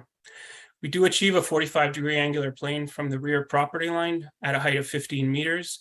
And so in our opinion, the transition to the neighborhood is appropriate between the main street and the homes on Island Park Drive. Next slide. The other concern we heard was about the setback from Island Park Drive. And so this blue line is just demonstrating our efforts to step back the building facade, ranging from a 0 meter setback closer to Richmond Road to a 6 meter setback on the 376 Island Park parcel to the 7.6 meters on Island Park Drive. The 7.6 was established through site-specific zoning that intentionally did not rezone the corner properties at Richmond and Island Park. And I think it's also just important to note the 10-meter boulevard between our property and the curb line of Island Park Drive that has mature trees that will be retained through the development. Next slide. And that's my time. Thank you. Happy to answer any questions. Okay, thank you very much. We will come back to the applicants after public delegations for questions from the committee. We have 4 delegations registered. First up is Jen and Mark Gillespie.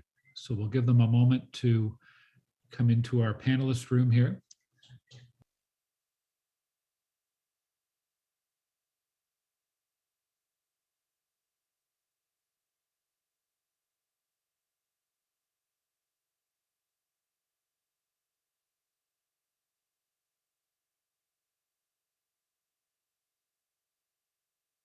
Do we have Jen and Mark with us?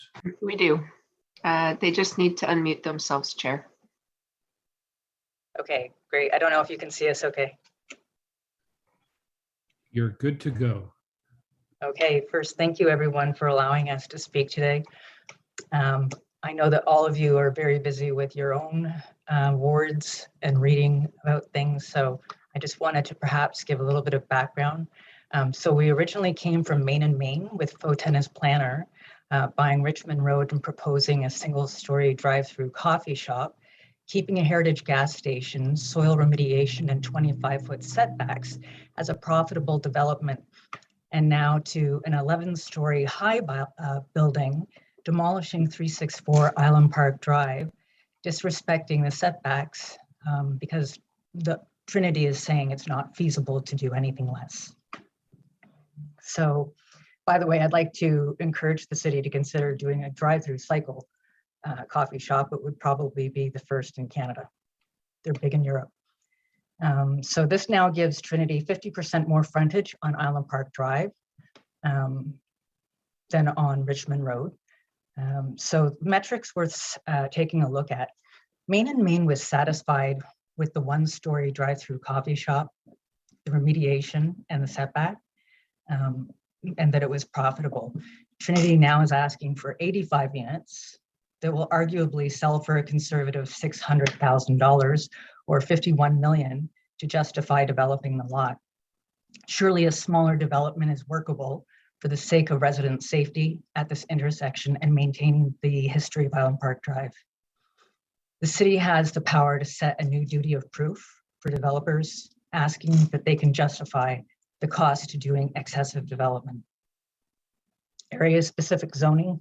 When we did apply for area-specific zoning to replace the expiring covenants, 4 corner lots, we're not sure why they were missed. I know that Ms. Ruddy, who was fantastic at helping us with this process, she had submitted a letter to city staff, and I think that we didn't hear back from them. And ignoring 100 years of NCC legacy and capital beautification. I don't know about you guys, how you feel going down Island Park Drive, but even at rush hour, I think it's beautiful and I love it. The goal was by Frederick Todd, an urban planning expert hired by the Ottawa Improvement Commission, the forerunner to the National Capital Commission. His advice to create wide boulevards and parks for the public's use in perpetuity as the city surely develops was worthy enough for Harvard to publish his paper. And I found a copy of it in the Harvard School of Urban Planning library. And we strongly feel that allowing any developer to circumvent the spirit of the original covenants signed by landowners and the NCC is disrespectful to the Algonquin Anishinaabe Nation, whose ancestry and love of the land was what inspired the Ottawa Improvement Commission to line Island Park Drive with the native great oaks. Setting a precedent for Island Park Drive's future, it's worth noting that any townhomes on or commercial activity that is on Island Park Drive will absolutely set a precedent that will be used by other developers. If we don't think that townhomes on Island Park Drive will set a precedent, perhaps I can explain that when I testified at the Mizrahi OMB hearing, I cited circumventing that community design plan will set a precedent. Mizrahi's planner, Ted Faubert from FO10 said no. At Trinity's first public Zoom meeting, when asked why they feel that they should get the excessive height, FO10 representative said because Mizrahi got 12. Having townhomes on Island Park Drive will absolutely set a precedent. Setting a precedent for secondary plans. Hundreds of people, thousands of hours, and hundreds of thousands of dollars was invested in the creation of a secondary plan that governs our area. Putting aside this discourages residents to work with city staff. We realize the importance of intensification, but at what cost? Taking away our NCC treasures. NCC development is intended for the beautification of our nation's capital for all residents. Island Park Drive was built to be part of the scenic link for our capital to the parks and intended to be beautiful in perpetuity for future generations. How is it possible that developers can take this from the city for the sake of profitability? Large tree canopy is being removed. At one point, you couldn't see the homes in this area from an aerial view. Even though trees are being preserved for this development, some are being taken down. Intensification at all costs on every available lot seems unreasonable. I do have other slides that talk about the history of Island Park Drive, which I can forward to the team at a later time. But Island Park Drive was so beautiful. Rail and Lumber Baron J.R. Booth has... Jen, that's your time. We're at 5 minutes. I know we do have access to your slides as counselors, so we can review them as well. Are there any questions from the committee for Jen? Okay, I'm seeing none. Thank you, Jen, for your presentation and for sharing the information with us today. Our next speaker is Paul Forrester. Morning. Hello, Paul. Let's begin. Thank you for having me. The members of IPCA opposed the proposal at 70 Richmond and 376. Some of what I'll say will echo what Jen just said. We're not opposed to intensification. We're not here to complain about property values. We're here to ask for two modifications: a larger setback from the parkway, a greater separation from the neighboring house. It was stressed at Trinity's first public meeting that there are setbacks along Island Park Drive are a defining feature of the neighborhood and worth preserving, and we couldn't agree more with that. As Jen said, the parkway is 100 years old, designed by Todd, a celebrated architect and advocate of the City Beautiful movement, as part of his plan to beautify the city, make it a world-class capital, and promote the health of its residents. So the NCC rightly notes that it's a cultural landscape and provides a gateway to the region and beautiful perspectives on the capital, and the link from the experimental farm to Hampton Park and the Ottawa River along Island Park is no less worthy of protection than any other part of the parkway. Slide 3, please. Excuse me.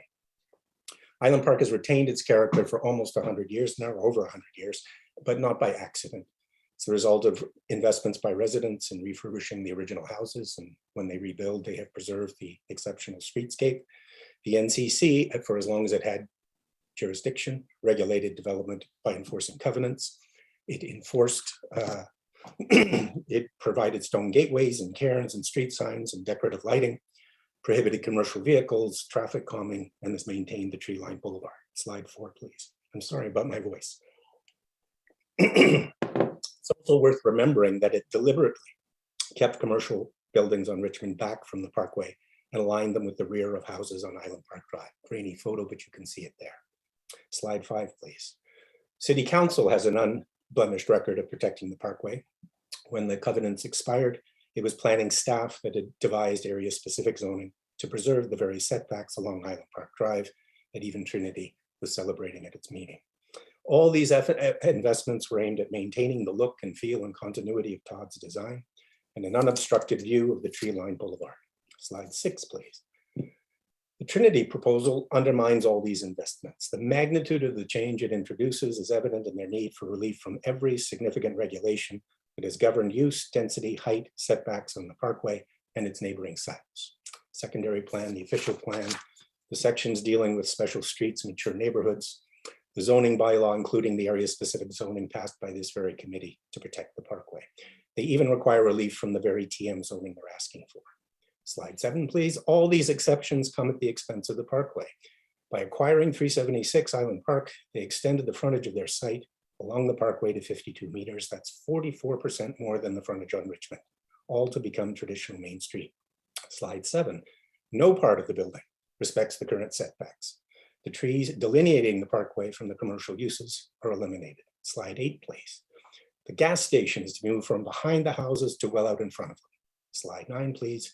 And the building will block the sight lines along the boulevard, erecting a 9-story barrier that interrupts the continuity of the parkway and essentially cuts it in two.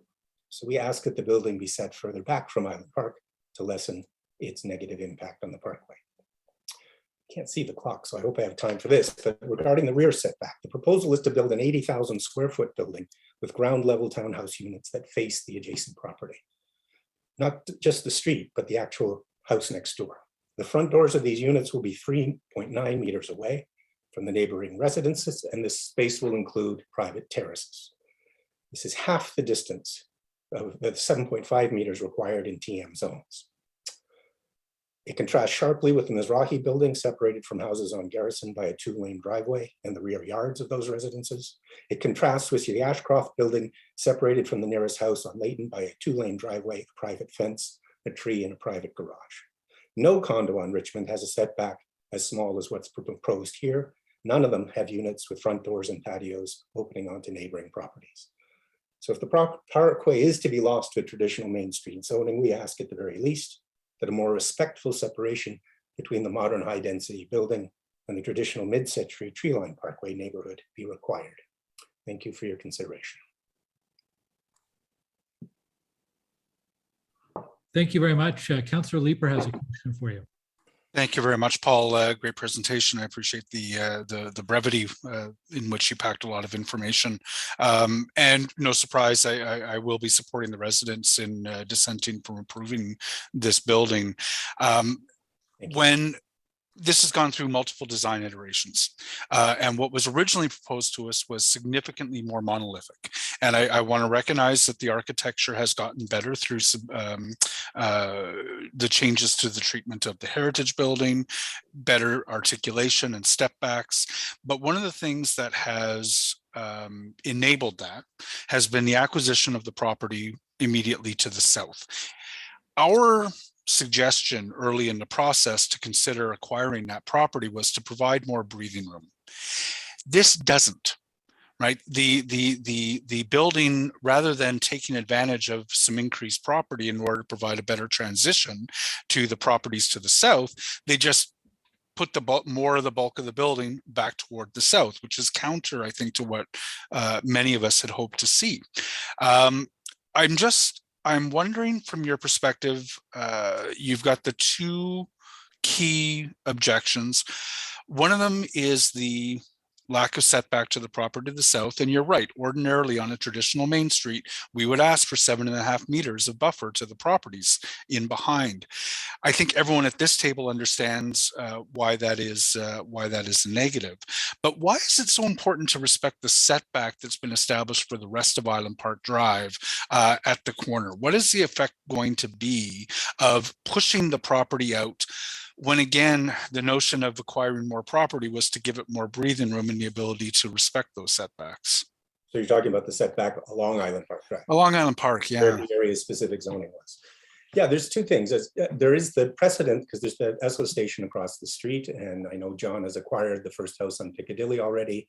So we could easily lose one, maybe two houses on that side of the street. And secondly, there is 100 years of policy here supporting that beautiful boulevard. And this puts a wall that really does cut it in two. I mean, I've seen people I have neighbors in tears about this. I mean, they really believe in the street. They're gobsmacked. And even the prospect of buying the house next door, they use terms like predatory. They use this terms, there was no consultation. It just came out of the blue. And as you say, it just kicked the problem of the buffer down the street a block. So this setback is what we fought for, because we were losing the covenants, and because we sat in those meetings about how best to protect the neighborhood. The setbacks were deemed probably among the most significant things, and they're being lost here. And when you go down that street and look at that view, it's going to be building. It's not going to be this beautiful wide boulevard. And that slide number 4 I gave you, where the current properties are lined up with the backs of the houses, that's on every single corner. And Mizrahi preserves that, because he's going to have a parquet. So he's lined up that. That was part of the original vision. That is part of what makes it such a fantastic urban resource. And the NCC, I think, laments the impact. They just don't have jurisdiction. They told us in letters there's nothing they can do, but they've supported us in trying to preserve something of the original design. Oh, I can't hear you now. You're on mute, Councillor. Oh, there we are. Sorry about that. Yeah, because currently the view from, say, the south or the north kind of sweeps along. Yeah. And the notion behind acquiring further property, which I think is legitimate. I mean, we may not agree on that, but I think it was legitimately conceived. It was to preserve that view by having more breathing room in which to build a building that makes economic sense. And instead, they came back with additional property and just maxed that out. So, and that was if you recall, that was said at the very first public meeting, that was a defining trait, really important to preserve. And it's occurred in no iteration of this building has it been respected. And it's really got us upset, obviously. And I think it is intrinsic to the parkway that it be this broad boulevard. One last thing I will say is that the city photos that were presented by Monsieur Renaud are from the intersection, right? So what you need to do is stand 5 houses back and just see that beautiful vista, because at the intersection, you just see one side and then the other. But that continuity, and my last slide, I tried to capture it with the line. You see where the fronts of the houses deeply interrupted by the extension of these. Even that little bump out at the end, I'm not even sure why that's there. I mean, the building comes out, but from Richmond Mall, there's a little punch out, and we just almost took turn as a slap in the face. Why that extra 2 feet? You couldn't give us even that. I'm sorry, I'm a little curious. No. And I just want to clarify. I mean, the height at 9 stories is obviously uncomfortable for many residents, and it's a dense development. The IPCA is not objecting to a dense, taller development at this site. We recognize the realities of the situation. I think some people would prefer the first iteration where it was a 9-story building, but preserve the house. I think there's some bitterness that there's a mezzanine being counted as 1 story at the front of the building, but it's a 2-story townhouse on the south end. So it's really 2 stories, but it's being counted as 1. I think that people feel that's kind of double dealing too.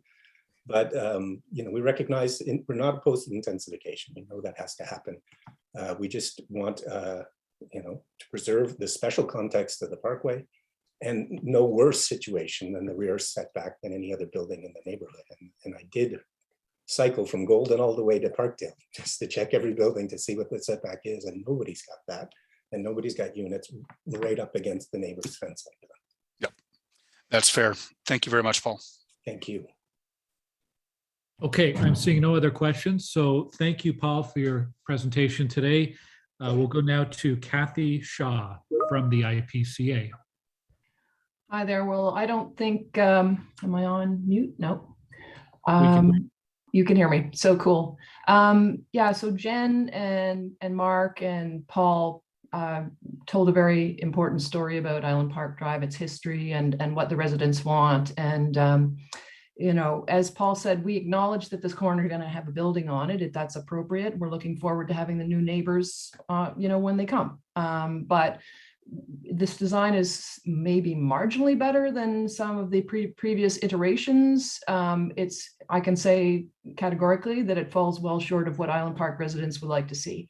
And some of it relates to these specific things that Paul just said, but some of the broader relief from many of the zoning things, and including the acquisition of the house. And, as Councillor Leeper just said, putting it right up next to someone else's house, it's like unnecessary and has been upsetting for a lot of people. So it's fair to say that right up and down the street, people are still haven't changed their minds about this at all.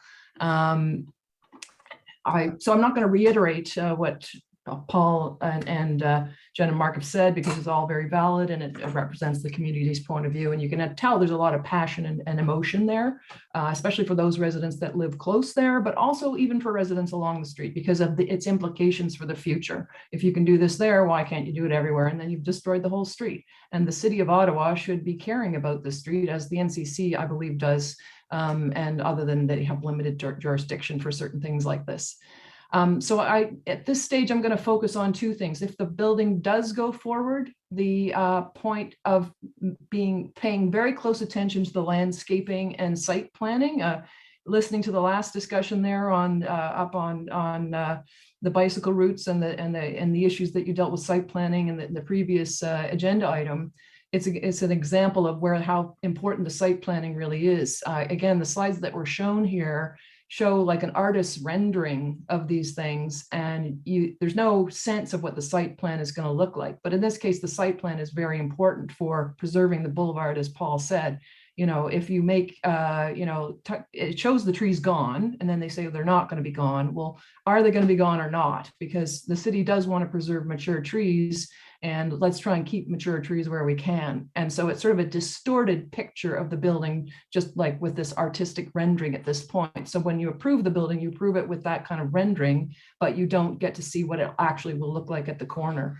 And so the other thing is, some of that is NCC land. And so we've seen in some of the previous documentation that, it was assumed that the NCC would just let them do what they want on that land. Well, the NCC has been, is interested in this, and they're going to have to work with the NCC to make sure it's appropriate for the boulevard. And when they do so, we hope that the landscaping will be appropriate for the corner and for useful, use of the residents and the aesthetic principles of the boulevard.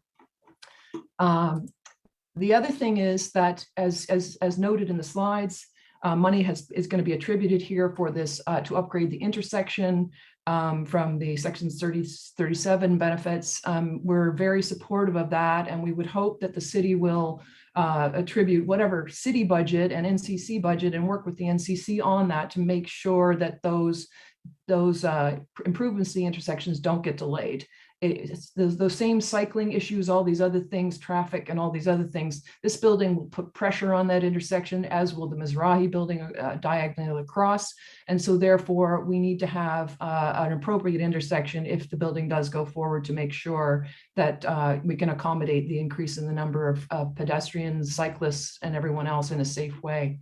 Yeah. So making it safe and attractive, you know, a lot of people go through there in their cars, in their bikes as pedestrians, and they come from all over Ottawa. We talked about the previous agenda item. This is a big corridor for the city of Ottawa. And so it should be preserving the value of the beautiful boulevard and the parkway system, but it should also be making sure that it's safe and practical for all the people that are using it. So thanks for the opportunity to make a presentation on behalf of residents of Island Park Drive. Thank you, Kathy. Councillor Leeper has a question for you. Thanks, Kathy. And it's actually not a question. I think you've explained what you needed to explain. I just did want to say, for the benefit of colleagues, the 750 that I'm putting into the intersection improvement, this is one of the intersections that we identified, I guess, a couple of years ago now, as one of the 29 that requires improvement for the safety of cyclists and pedestrians across the city. The price tag is north of that, but my sincere hope is that by putting a big chunk of what is required into it, that we can leverage other funding in order to accelerate the improvement of this intersection according to the plans that have been set out in the Road Safety Action Plan.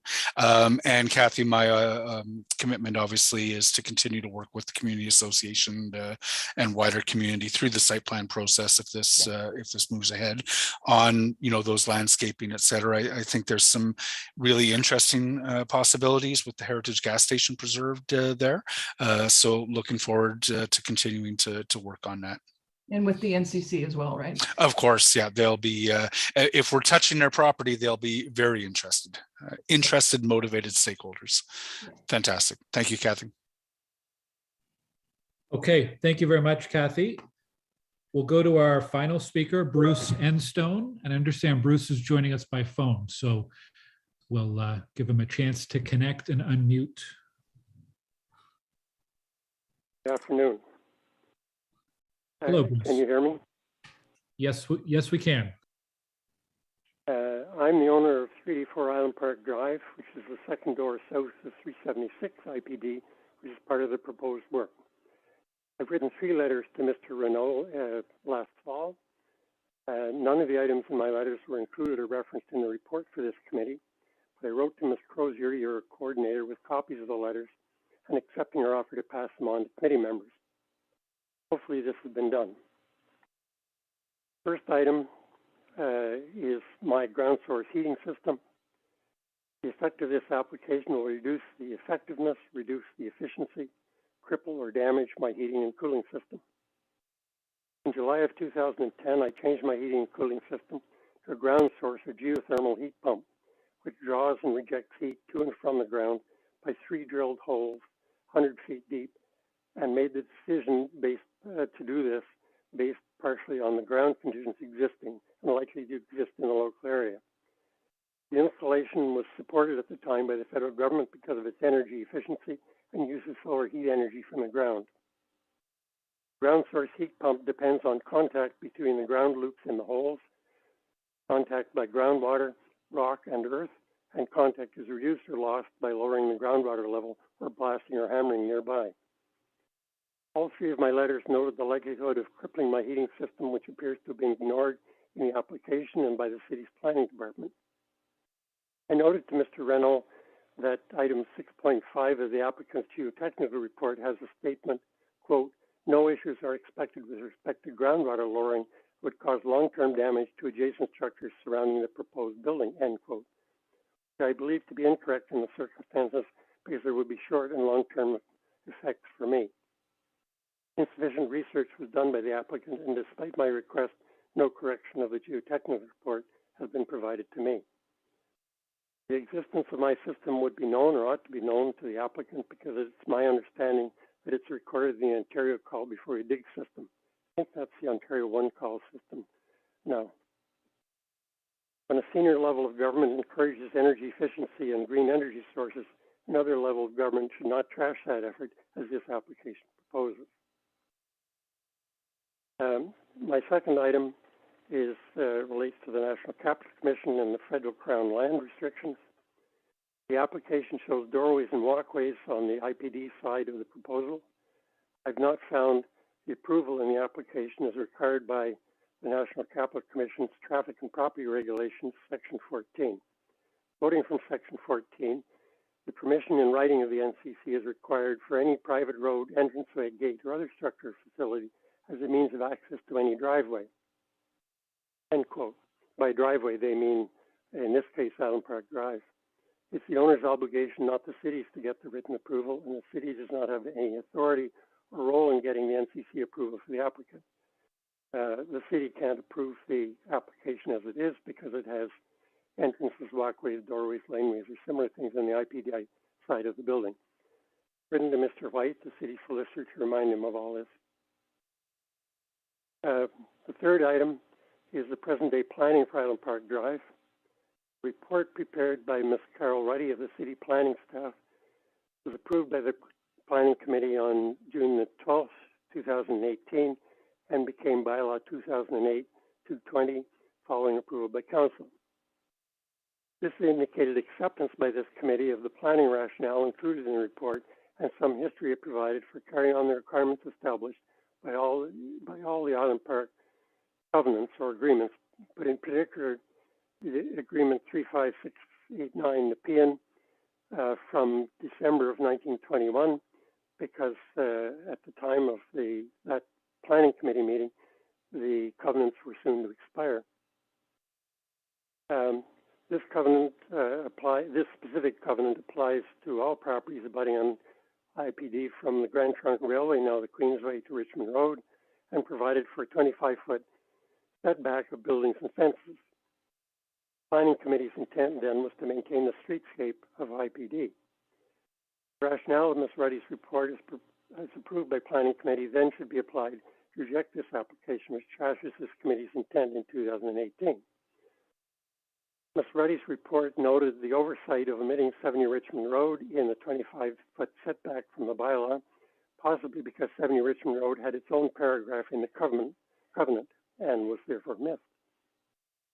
I would question why it is not Planning Committee's intent now to carry on and apply the 5-foot setback to 70 Richmond and the other properties inadvertently omitted in 2018 to maintain the IPD streetscape.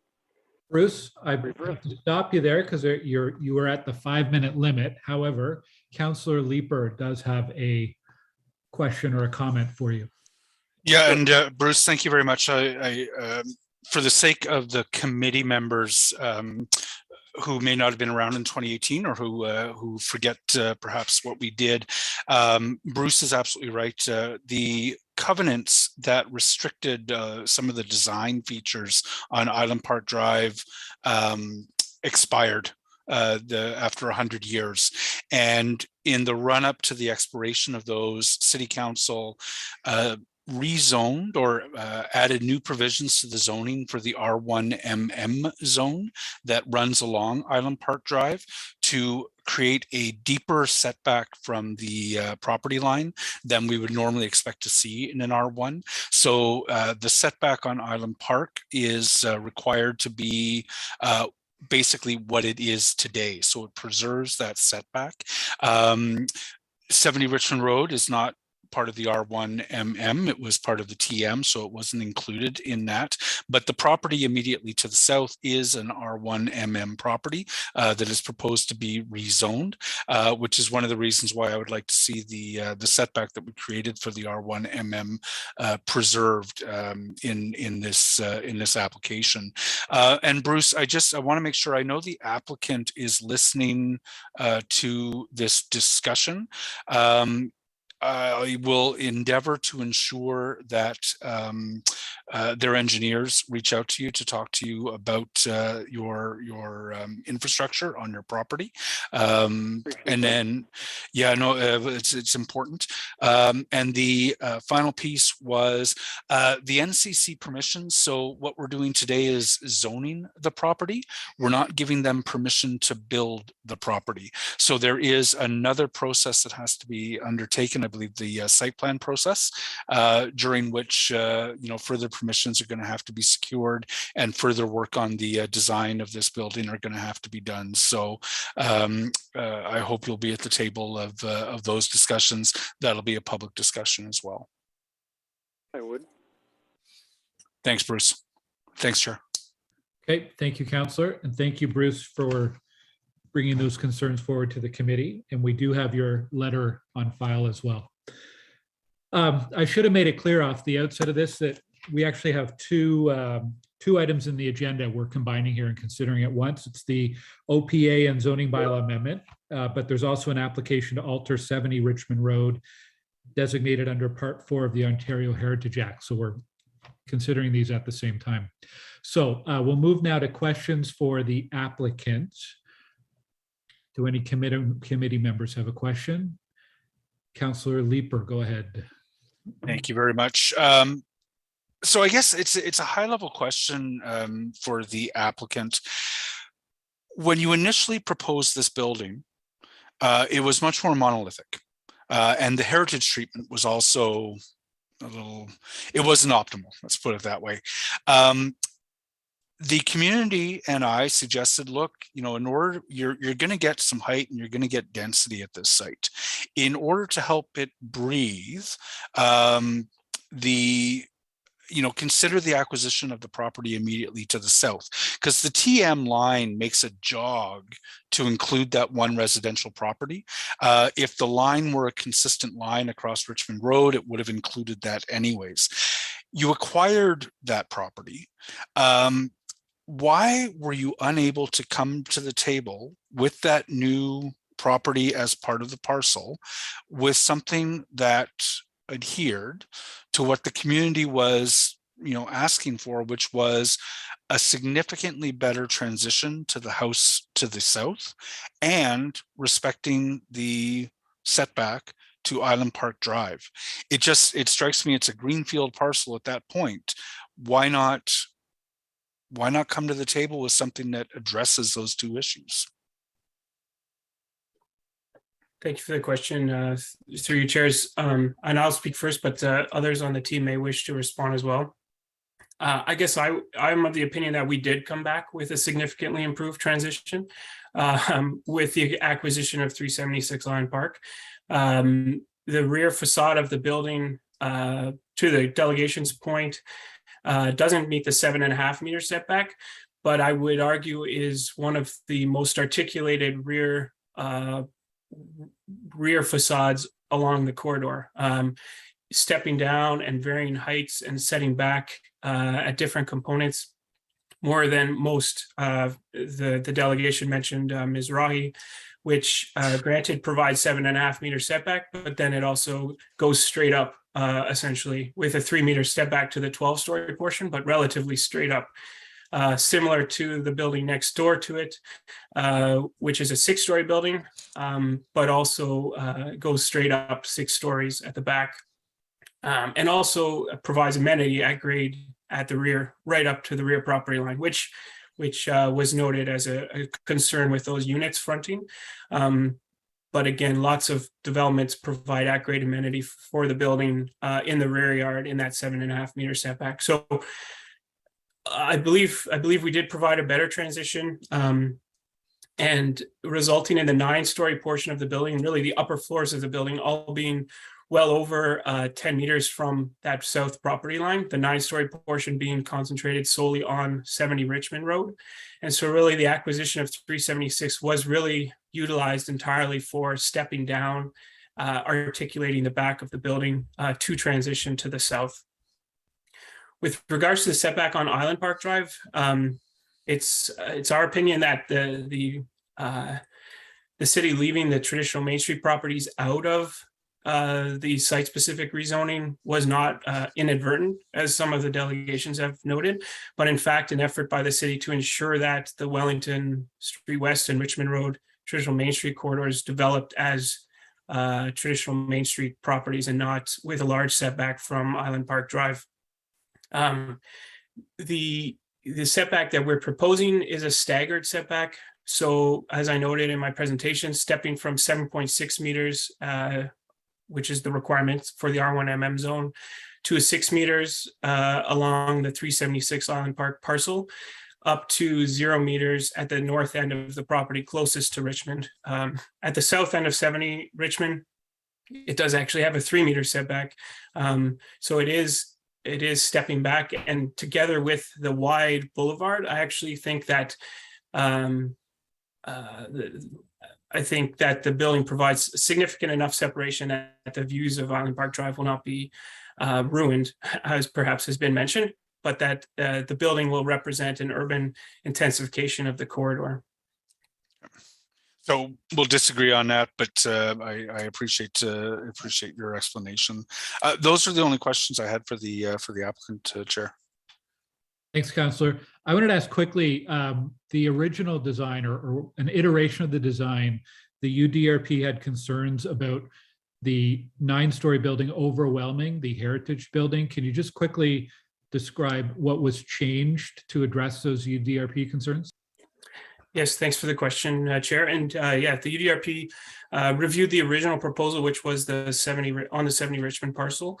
And their main concern, I would say, from the hearing was a vertical glass element, which essentially mimicked the garage bays of the heritage building straight up through the whole 9-story portion of the building. It was set back only about 1.3 meters. Through the revisions, we actually pulled that vertical glass element back about 5.2 meters now from the garage bays to really let the heritage building stand out and stand on its own. So other changes that were made as a result of that also pushed back the new portion of the building on the west side to reveal the front sort of, I guess, northwest corner of the heritage building as you're traveling along Richmond Road. So you'll see that as you come along the street. And really just to pull the density back from the heritage building, and working with heritage staff to come to the design that we have to get today. Okay, thanks for clarifying that. Any other questions for the applicant? All right. Thank you. Thank you. We will move to questions for city staff. Maybe I'll start to city staff.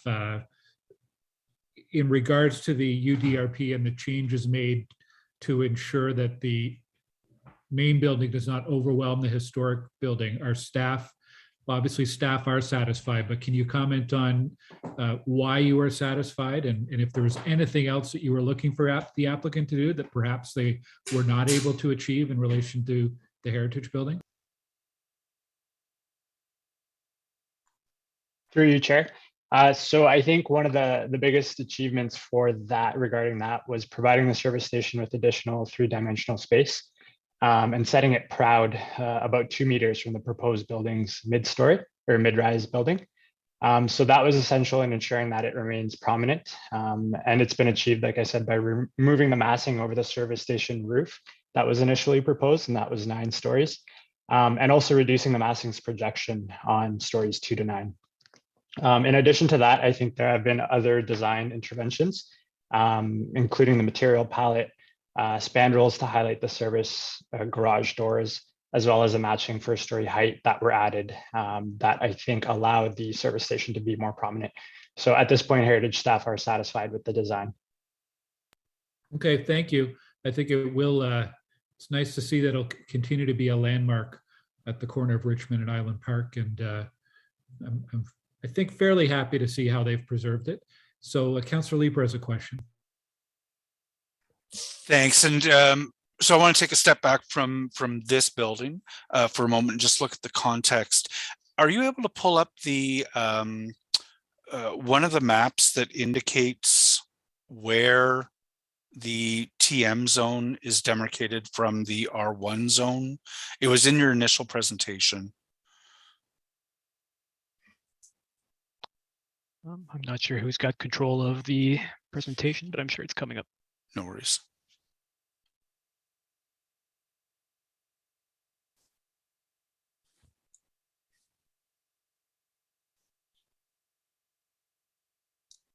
And it showed the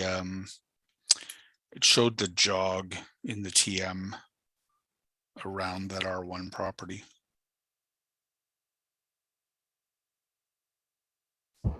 Mr. Chair, I know Kelly had to step away for a second. If Carol or Joey, if you could potentially put that up, that would be wonderful. There we go.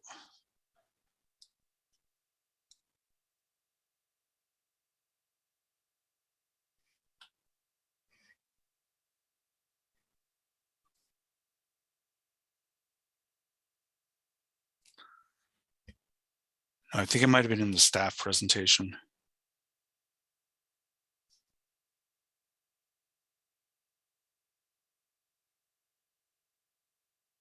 Sorry, that'll be one moment. Thanks.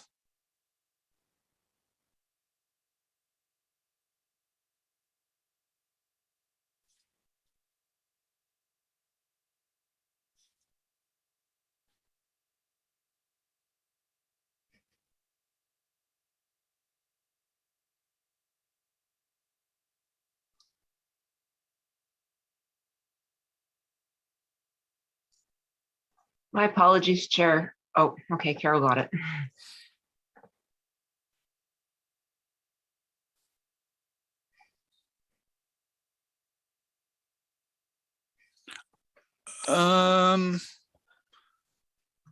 That might do it. There's a picture in there. And is the bigger context shown? The slightly wider neighborhood?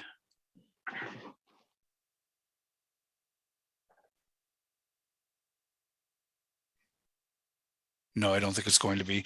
Can you go back to that? Okay. So, and I do appreciate having this on screen because I think it's important for anyone who's watching to be able to follow along. There is a line for the TM zone to the north, and then the R1 zone to the south. If you follow, you can just barely see it in the bottom left of the screen, where the TM line has gone around that first R1 property and then continues to the west. If an owner were to acquire, I wish I had the bigger map, I'm sorry. My concern about approving this as a TM zone is that the properties to the south of the station that is on the east side of the street would be similarly contemplated. The TM zone currently follows the line. So the demarcation between the ESO and the residential properties is in line with the new TM zone line that we're drawing here. If someone were to acquire the property to the south of the ESO, would staff contemplate a proposal in that context similarly to this one and contemplate rezoning that R1MM across the street as a TM? Thank you for the question, and through you, Mr. Chair. It's difficult for us to answer without seeing any conceptual drawings, but what I can say is that the traditional Main Street designation in the official plan allows the designation to extend on deeper lots up to 200 meters away from the traditional Main Street, which is not the case here. We'd be looking at a distance of around 45 meters. Therefore, there could be some justification made somewhere to say that, yes, properties to the south could be considered as, being, but I mean, we'd still need to look at the proposal, of course. But yeah. Because I think with the inclusion of this property into the TM zone to the north, it kind of regularizes the TM line. And at the TM line to the east is appropriately located in line with the rest of the TM zone throughout. I don't want to see the TM start to jog significantly further south into the neighborhood. So, you know, I'm sorry I can't show folks what that looks like on the map here, but it is something about which I am concerned. I'm not opposing this building on the basis that the TM has moved further south. I know many residents do, though, and I understand their discomfort, but I don't want to see it become I don't want to see the TM start to move even further south of the SO, where the TM line is already appropriately cited. So just something for committee members to keep in mind. Those are my questions. Thank you, Councillor. Any other questions for staff? Okay, well, we do have a technical amendment, so we should deal with that right now. We'll get it up on screen, and then not sure if that's Co-Chair Moffat, your name is on it, so you get to introduce it. Yeah, thank you. So whereas staff recommendation 1 of report ACS 2022-PIE-PS-0067 recommends a zoning amendment and official plan amendment concerning 70 Richmond Road and 376 Island Park Drive to permit a 9-story mixed-use building. And whereas documents 2A and 2B details of recommended official plan amendment, current and new, incorrectly identifies the subject site as 403 Richmond Road and 389 Roosevelt Avenue on pages 25 and 30 of the report. Therefore, be it resolved that, with respect to report ACS 2022 PIE-PS 0067, the address 403 Richmond Road and 389 Roosevelt Avenue, as contained on pages 25 and 30 of the report under the headings 1, purpose, not to be confused with the 2016 Justin Bieber album of the same name, respectively, be substituted with the address 70 Richmond Road and 376 Island Park Drive. Therefore, be it further resolved that there be no further notice pursuant to section 3417 of the Planning Act. Okay, on the technical motion, is that carried? Carried. Carried. Okay, thank you. Just want to give any committee members or the Ward Councillor, Councillor Leeper, a chance to wrap up or any final comments. Jeff? I will just thank the Community Association who have been working very hard on this and pragmatically on this application. The increased density at the corner of Richmond and Island Park is in line, I think, with where we're going with all of our official plan. But I have considerable sympathy on what is a fresh parcel, essentially, their opposition, and I'll be supporting them in that opposition to not creating something that adheres better to the kind of setbacks that we would normally want to see associated with a property like this. But I think the community was able to achieve quite a number of positive changes with respect to step backs, and certainly the treatment of the gas station at the corner is a positive as well. Okay, thank you, Councillor. So on the official plan amendment and zoning bylaw amendment for 70 Richmond Road and 376 Island Park Drive, are the report recommendations as amended by the motion carried? Carried. Carried. Dissent. With dissent from Councillor Leeper. Thank you. And then related to this, the application to alter 70 Richmond Road, a property designated under Part 4 of the Ontario Heritage Act. Are those report recommendations carried? Carried. Carried, thank you. Okay, that is it for our main agenda items. There are no in-camera items today. Are there any notices of motion? Are there any inquiries? Any other business? No? Then we are adjourned for today. Our next meeting is Thursday, June 23rd. This could be a long one. It's a very policy-heavy meeting, so watch for that agenda coming on Monday, and please don't book anything else for the day. It could be a long one. Thank you.